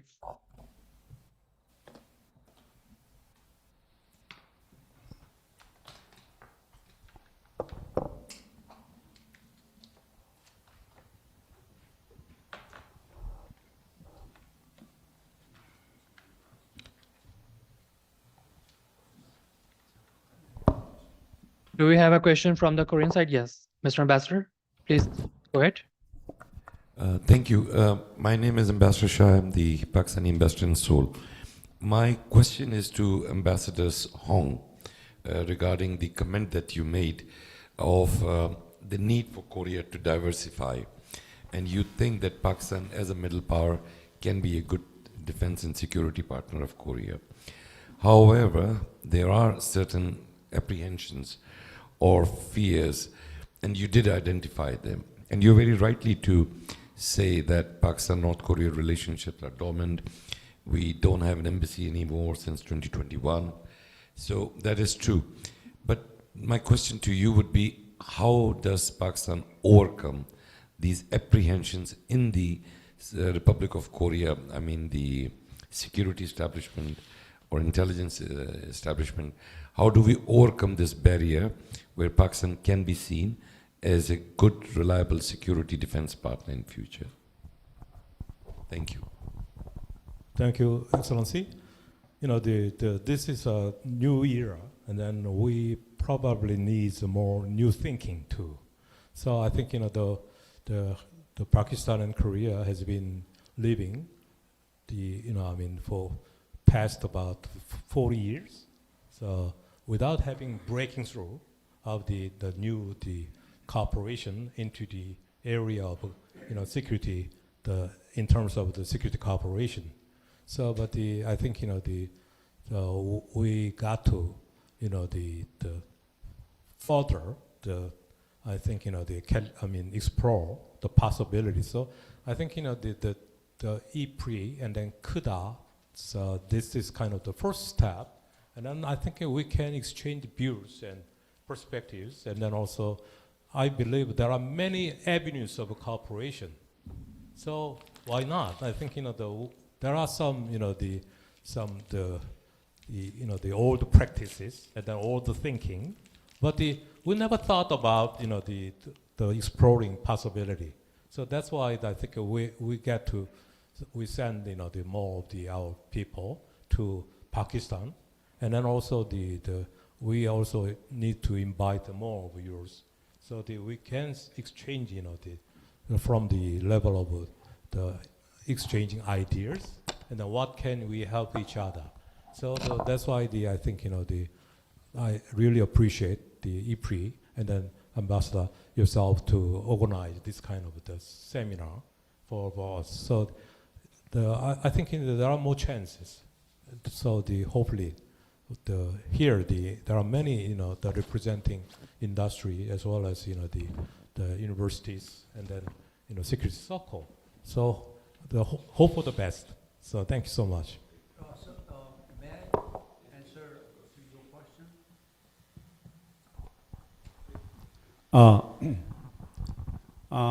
As Ambassador they rightly pointed out, the relation between Republic of Korea and Pakistan is not what we wish at this point in time. I think that let me be very straightforward. I think that the status of Pakistan, the size of population and potentiality of progress and growth. However, for some very strange reason, South Koreans do not much about Pakistan, only from the angle of some conflict, terrorism, accident, killing, and so on. I think that in that regard, I think I have to pay attention to the role of India. Looks like Pakistan seems to be in the shadow of India, which means that almost all the information and storytellings are coming from India. On one way or another, Pakistan seems to be a little bit of demonized, or too much they negatively portrayed.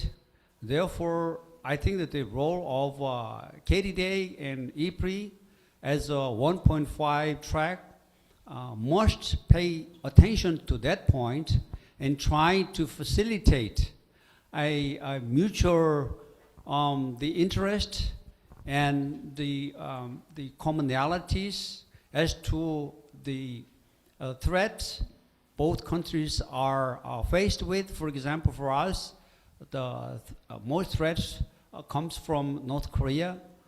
Your country, of course, the India and neighboring countries. I think that in that regard, we must double down of our effort to expand the role and the status in terms of the enhancing the understanding of Korean people to the situation of Pakistan in a very balanced way. Therefore, that is my suggestion. It should not be today's, the seminar should not be a one-off occasion.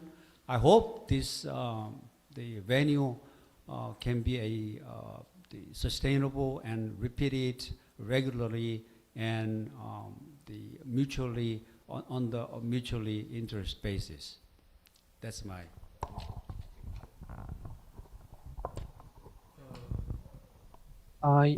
So for our If I next may. question, My name is Shin On, and actually, I left Islamabad about 16 years ago, so my knowledge is quite limited. However, I want to make my not a question, impression or about this meeting. I think the IPRI and KDDA, this webinar is a kind of very good start in terms of touching many some sharp issues, and also it's starting to foster some mutual trust, you know, between our two countries. Although it's not a governmental basis, although it's you know, rather the private level. I think for me, Pakistan is. When I first got my foot on Pakistan, the first expression used to hear from the Pakistani friends is that Pakistan is a country with a lot of great potential, you know, large population with young workforce, and marvelous landscape from 0 meter above the sea level, and to K2 in the north, and rich in mineral resources and crucial geopolitical location. As we all know, Pakistan played a leading role in so-called non-aligned movement period, and also was a key partner of the United States in its fighting against the global terrorism. And although I see Ambassador Tariq Hyde through this webinar, including himself, Pakistan is reputed with many seasoned diplomats in international arena. And also, Pakistan has many talented scientists in basic sciences, and also what is most important factor is that a de facto nuclear state. So I think it's time for Pakistan to materialize these potentials into reality. And we have to consider that both countries are in the vortex of you know, enormous changes in international arena. So we need to have a correct evaluation of current global political and economic environment.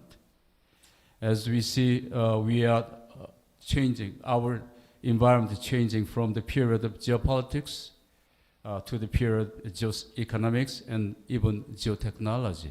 So how to survive is the challenge of both our two countries.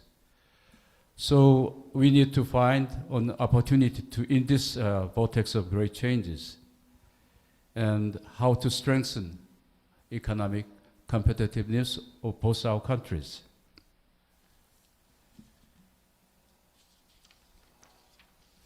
And I'm not speaking on the part of South Korea. I'm speaking to the Pakistan side in terms that what Pakistan should need to consider or to examine. I think the one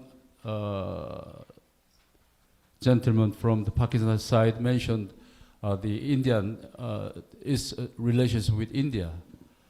But in order for Pakistan to really make its great potential to reality, I think it needs to improve its thorny relations with India.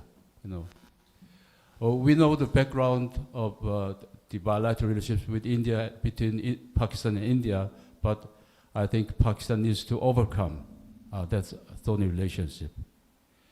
And also, Pakistan's relationship with China was also mentioned, but I think for the more important role to play in international arena, Pakistan should, I think, be more, in some sense, neutral in terms of its relations with China.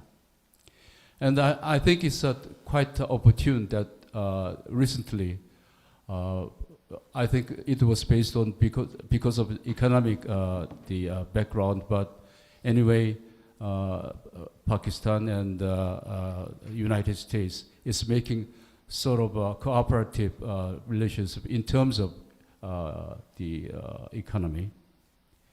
And also, actually many countries suggested many proposals to Pakistan, but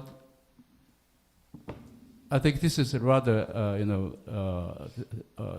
difficult for me to suggest, but Pakistan needs to improve its accountability in domestic economy and policies. And in terms of my country's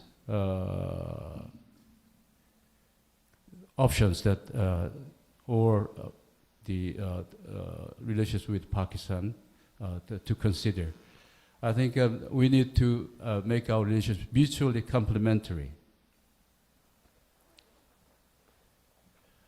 South Korea, as we all know, a country developed from scratch to current economic prosperity. So, when I first got to Pakistan, many Pakistani officials told me that Pakistan provided South Korea with the so-called prototype of 5-year economic development plan to South Korea in the 1960s. So likewise, there could be many rooms for us to,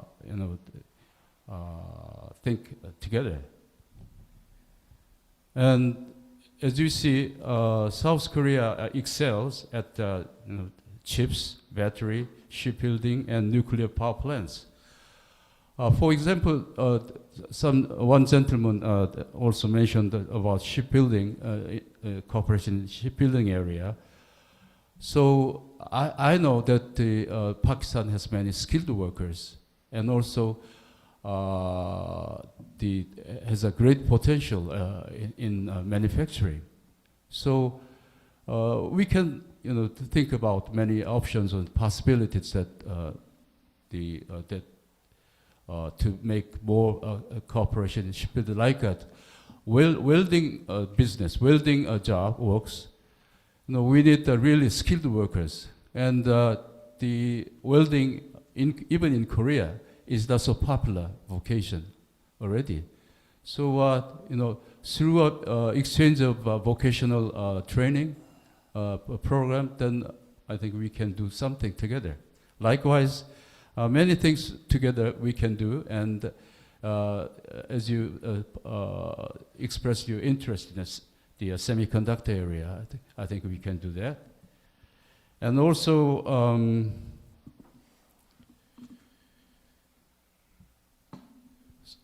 And also, I think the Pakistan's very important position in Asia, India, in the India Pacific region. I think Pakistan also can play a certain role in the alleviating some conflicts and the tensions near the Korean Peninsula, the Northeast Asia. I think Pakistan do something together, and based on the conception, based on the perception that we are the middle powers, and that we should consider what we can do together as middle power to, in some sense, escape this vortex of, extreme international situation. And what I want to finish my comment that what is very important is that this IPRI and KDDA seminar, webinar means that we can arrive at the stage of mutual trust. And the bilateral relationships, whether it's diplomatic or the private level, mutual trust is most important. And those who are acquainted with Pakistan and also who have affection to Pakistan, both countries need to try their best to foster the mutual trust between the two countries. Thank you.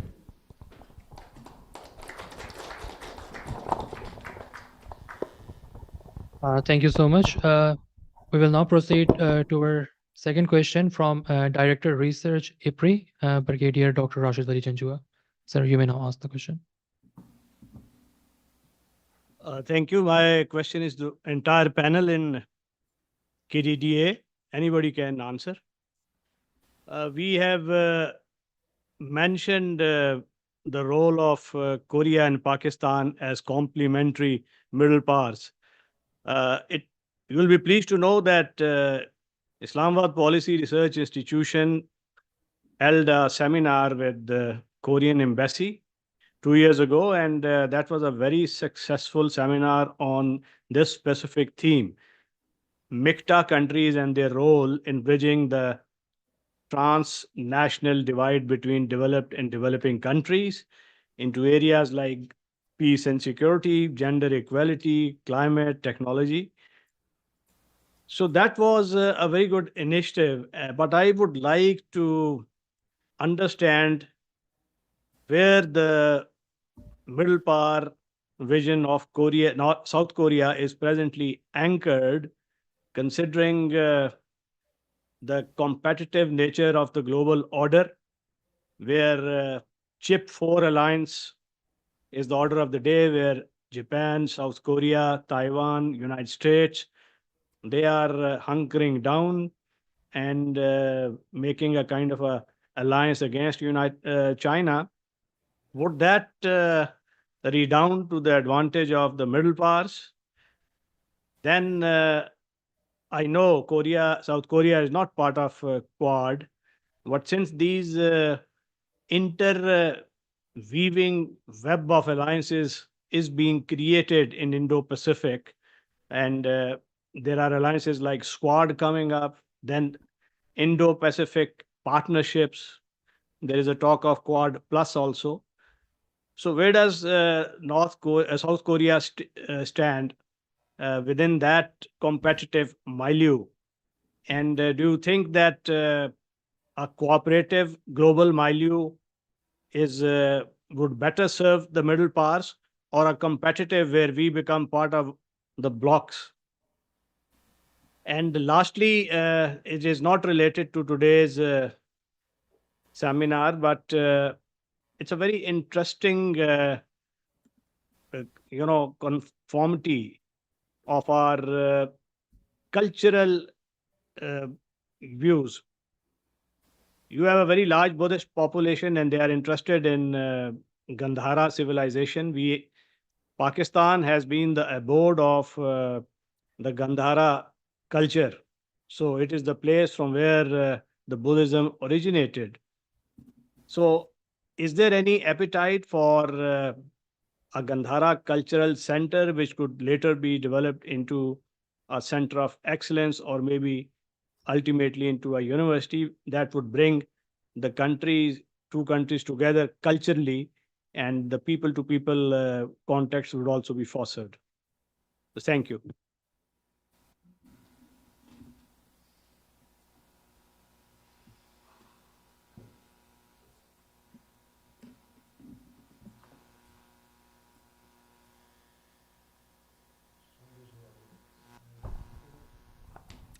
Hello. My view with regard to the middle powers, from my perspective, many people are talking about multipolarity, but I think that the यहाँ पर है नीचे. You want the Gandhara thing? हाँ, don't then down आगे रखना. may I continue? All right, 9 o'clock. Okay. It seems that the bipolarity will be enduring. One of the precise reasons for that, from my perspective, is what is the third power other than United States and China? The European Union is in trouble, and Russia is in the middle of war. I don't think any credible the power that can be on par with United States and China. In that regard, the role of middle powers is a matter of hedging, not about the playing an independent role. Because in one way or another, the middle powers in between the two competing hegemons, the would-be hegemons of China and United States, I think that the reasonable the course of action to take is the self-help, and plus in the face of a common threat, the putting heads together and trying to find out the way for the future. And when it comes to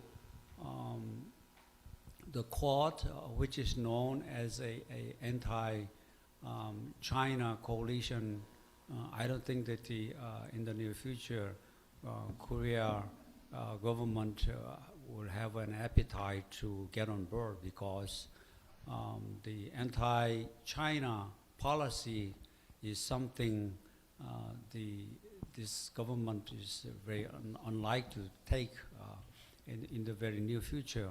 Therefore, what I'm saying is that at this point, as middle powers like Republic of Korea and Pakistan must be very focused on the practical issues.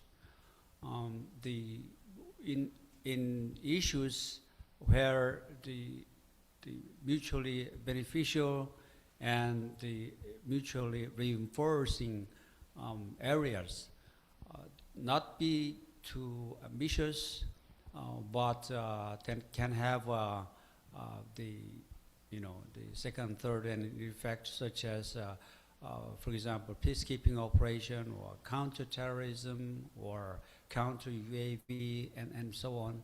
Therefore, from that the perspective, middle powers can have a large room for maneuver. I think that there is a direction that both countries must work together in the future. Thank you. I have a question.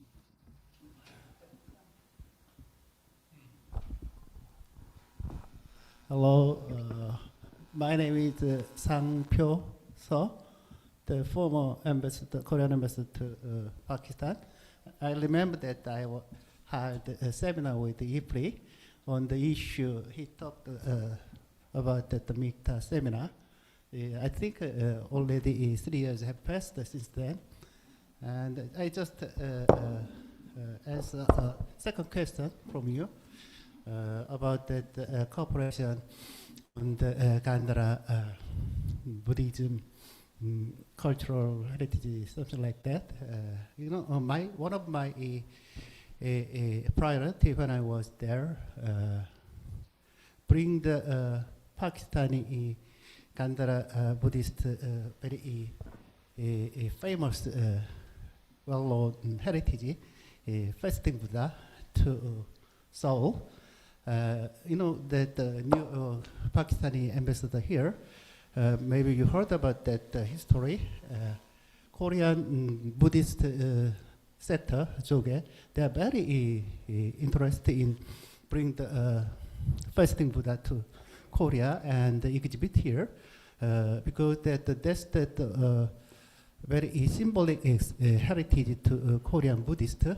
If the fasting Buddha can be exhibited in Seoul, many Koreans think Pakistan differently, mean that origin of that Korean Buddhism, and also can boost the tourism between the country. So I met many Pakistani ministers and high officials to make it happen, but it's very difficult.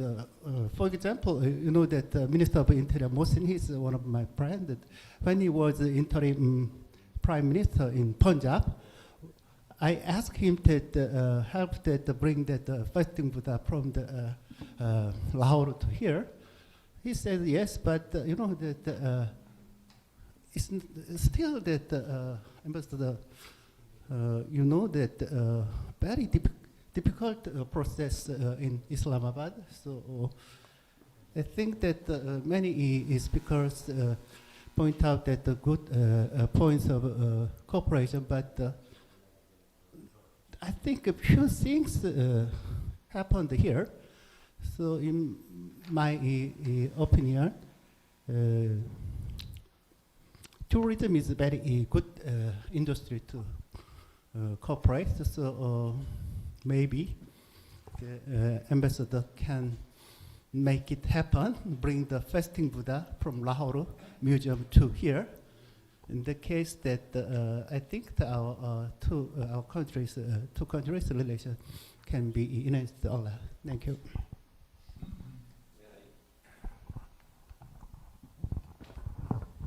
I would like to respond to Ambassador Su's suggestion, if I may.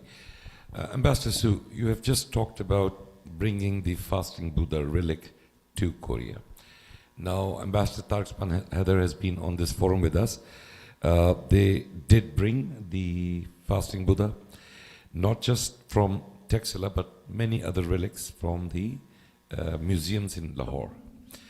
I have done a bit of research here. Now, there are two things that we are trying to do. You very rightly said that it is a very difficult and it's a very expensive project to bring these very fragile artifacts transported to Korea. Now, what we are trying to do here is to find people who are willing to invest in this kind of 3-month or 4-month long exhibition. That is the first thing we are looking at. And then we'll have to decide what artifacts to bring here. It's not just going to be one piece, but many others. A lot of security, insurance, transportation, and then display here will have to be catered for. The other thing that I'm doing is, and hopefully we'll be able to see something, the Buddhist tourism in Pakistan suffers from one simple issue. Unlike the Sikh sites, the Buddhist tourists who go there, their feedback is that there is no central place for them to pray, to practice their religion. It's all mostly archaeological sites. So in order to resolve this issue, what I'm doing is, I am in negotiations with investors who are willing to establish a Buddhist cultural center, a religious center, where they can preach Buddhism to their people. There's a university, a Buddhist university in Busan. They would like to have a place where they can take their students on foreign study tours. So they are on board. As I see now, money is not an issue. There are rich, influential Buddhists in Korea who are willing to do this. We are now looking at various processes and procedures how to go about it. So thank you very much for pointing this out. But there are two tracks and we are working on both of them. Thank you. Before we proceed to the next question, Ambassador Tariq Usman Haider wants to comment on the Gandhara topic as well. Ambassador, you may please proceed. Thank you very much. Ambassador Mohsen has also brought this up, and just wanted to say in 1998, we held an exhibition in 2 months in Seoul, 2 months in Busan. I don't know if you can see it. I insisted that we had a catalog produced in Korean. It's 224 pages, and it shows all the 186 Buddhist exhibits that we brought from Pakistan. It was very successful. Hundreds of thousands of people saw it in Seoul and in Busan. And I'm sure that this can be replicated by Ambassador Mohsen. And at that time, we also took 100 Buddhist monks all over Pakistan. So I think we have made efforts in the past, and certainly we can continue to do so now. And one thing which I've not been able to succeed, though I've spoken to 5 successive Korean ambassadors, embassies, is that we have this catalog in Korean of 220 pages with hundreds of illustrations. Everything is in Korean. Why we can't reproduce it digitally so it's available to everybody in Korea, and it would be a great tourist attraction and for tourists to have with them, and also to have this translated in English, by the way, which would also be a good idea. So I think in this age of digital translation, and also to have it digitally published or allow it to be digitally published should be something that the Korean side should work on. Thank you. Thank you so much, Ambassador. For our next question, yes, please, ma'am, go ahead. I have a comment and a question. My hometown is Texila, where we have the archaeological museum and the Buddhist sites. It would be great to have friends from South Korea to visit them. And my question is that during General Musharraf's time back in 2003, there was great influx of Pakistani workers into South Korea, which later declined. So what can be done in the future to improve and facilitate the movement of Pakistani workers into South Korea? Thank you.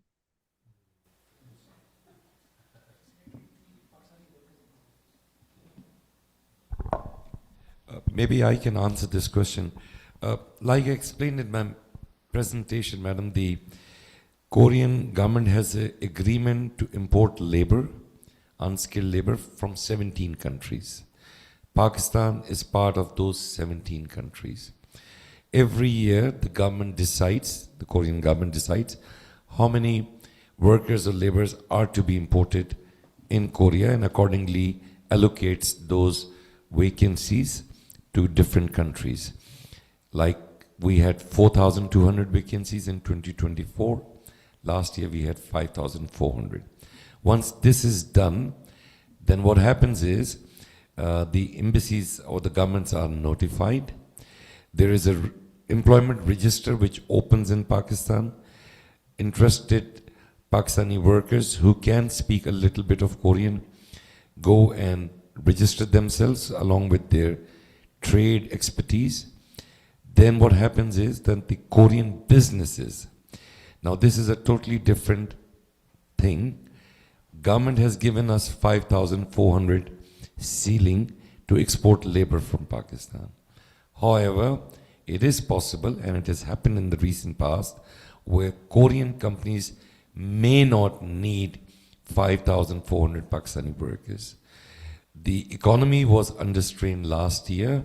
Therefore, we noticed that the Korean companies, private companies, despite having access to this quota of 5,400, could only come up with 2,000 job offers, and those 2,000 Pakistanis who were part of the register, they were picked randomly, very transparently, and they came here and they're working in different cities, in factories and farms. And from the embassy's point of view, we welcome them when they arrive here.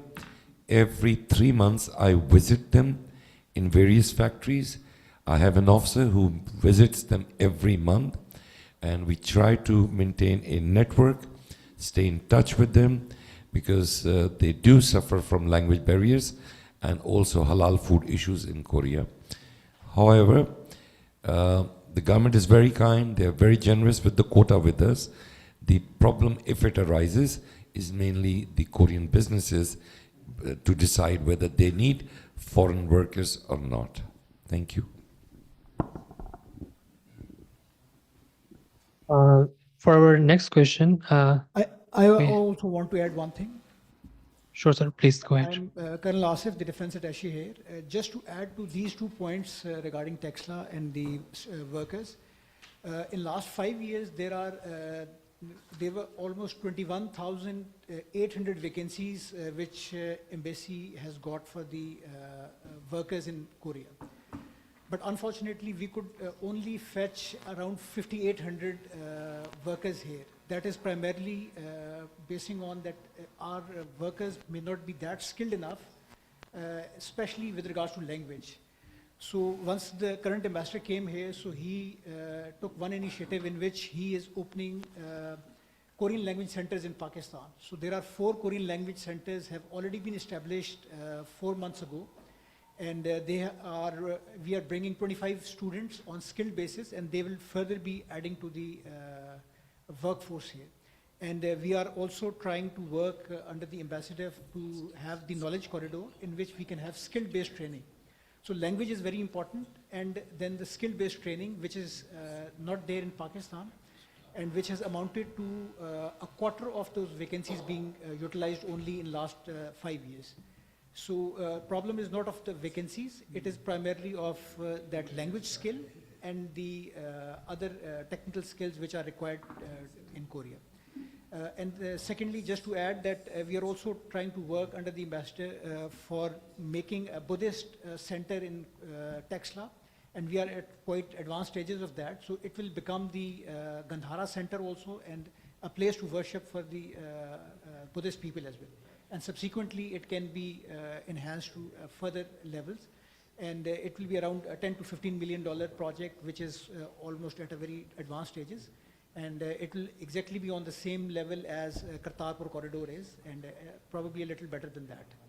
So we are also working on that. So thank you very much. Thank you so much, sir. For our next question, we have Brigadier Retired Naveed Ali. Sir, please go ahead. I have one comments and few suggestions. Ambassador Song said that for the time being, when the direct flight between Seoul and Islamabad is not there, we can use the route of Seoul, Tashkent, Islamabad. My suggestion is that from Tashkent, for the time being, no daily flight is there in Tashkent to Islamabad. My suggestion is existing route of Seoul to Beijing and Beijing to Islamabad can be utilized till the time the direct flight is not there. The next suggestion is that Pakistan maximum labor force is involved in agriculture. The cooperation between Faisalabad agriculture universities and some of the Korean universities are going on. The different project in Pakistan Agriculture Research Center is also there, but the long-term goal is not there. My suggestion is that in Pakistan, we lack agro-processing industries. And in Korea, these industries are very advanced. So joint venture between Pakistan and South Korea or establishment of agro-processing industries in Pakistan is a need of the hour. The other suggestion is that some of the agriculture councils of ROK have established research centers in some of the countries of the world. they have not established research center in the Pakistan.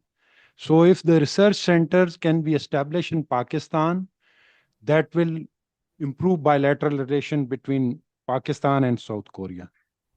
And a suggestion for the time being, when the Buddhist relics cannot be uh,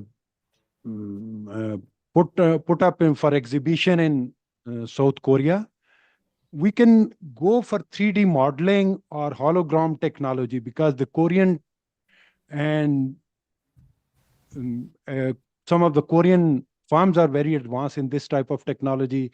I've seen myself. So we can go to the different museums and have a 3D or some hologram technology of these relics, and we can display those in the digital domain in South Korea. Other thing which is, we don't have any domain or where the Pakistani companies can showcase their products to South Koreans, because most of the South Koreans, they understand only the Korean language. If the both embassies can work on that, that whatever they export products which can be exported to the Korea. These are my suggestions, and thank you very much. Thank you. Yes, sir, please go ahead. About the air Just connection, you say China connection is better. But I think many Koreans doesn't want to go there through the China. I explain the detail. Duration from Incheon to Tashkent, just 6 hours. And after that, from Tashkent to Islamabad, 2 hours. Is it better? So you can, I heard every day Uzbekistan Airways operates one plane to Tashkent, and 2 times from Tashkent to Lahore and Islamabad. So why don't you discuss with your government how to arrange the connection time or coordinated? And also the Pakistan Faizabad University, the institute, that is, I think, Ambassador Shah, you should take energy to proceed. Okay? Thank you so much.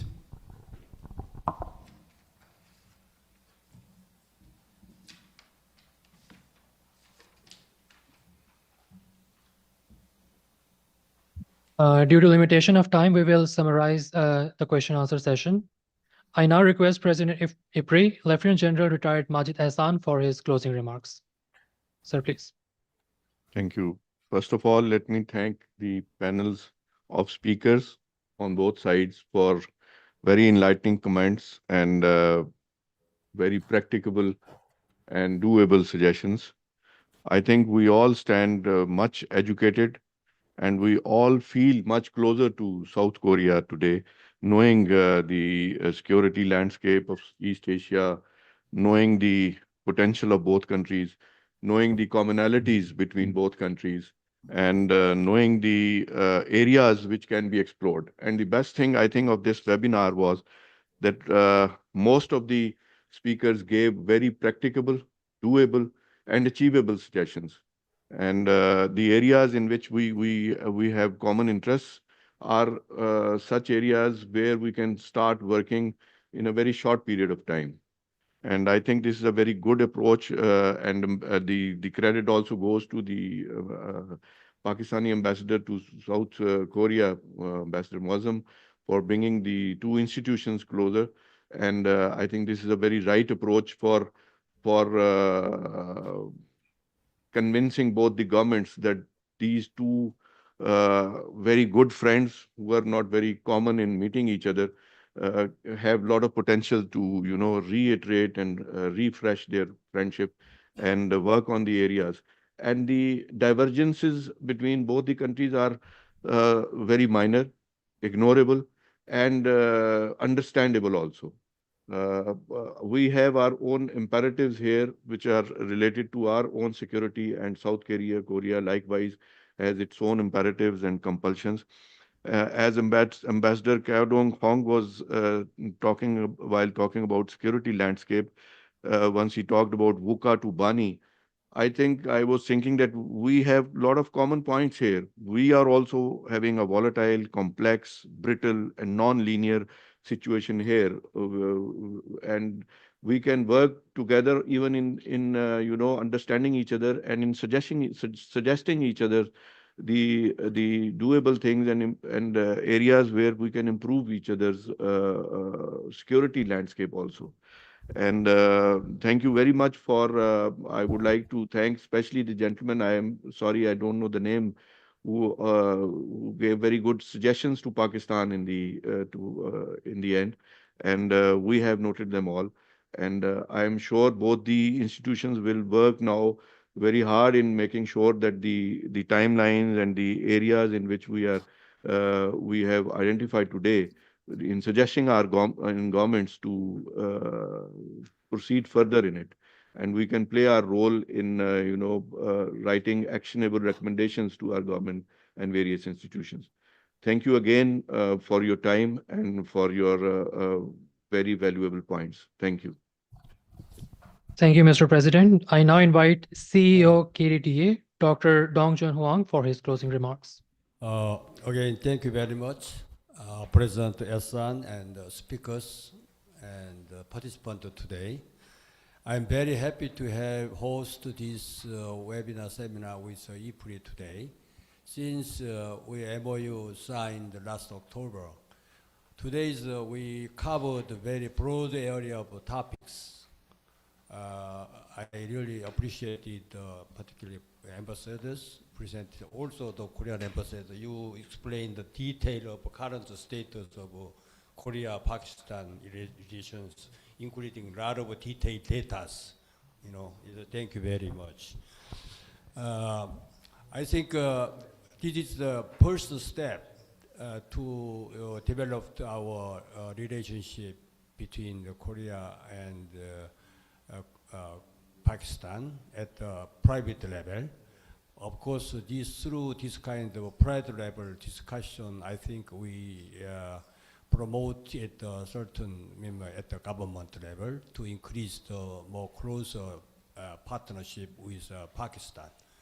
I suggest maybe we might have select maybe a couple of very interesting topics interesting in your Pakistan side and Korean side. We can have a study maybe 3 or 4 months. Maybe we can have, then we have a more productive and fruitful outcomes. Today, maybe we covered very broad area of topics. So maybe the IPRI and our KDDA, we select some of the interesting topics and studies and the exchange of views, and then we have maybe another webinar, seminar, and some others. Also, we can meet each other at, we can visit Islamabad, you can visit Seoul, and have a more productive meetings between us. I really appreciate again and very important role in the IPRI. Particularly on behalf of the KDDA, I'd like to appreciate our Professor Song Seung-jong. Actually, he organized in the Korean side these seminars. So I'd like to propose the big hand to Professor Song.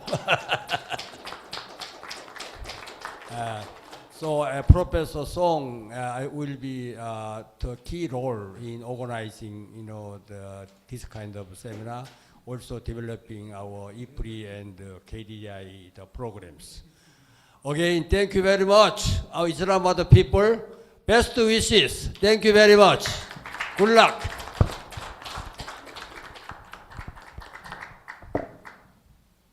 Ladies and gentlemen, this concludes today's event.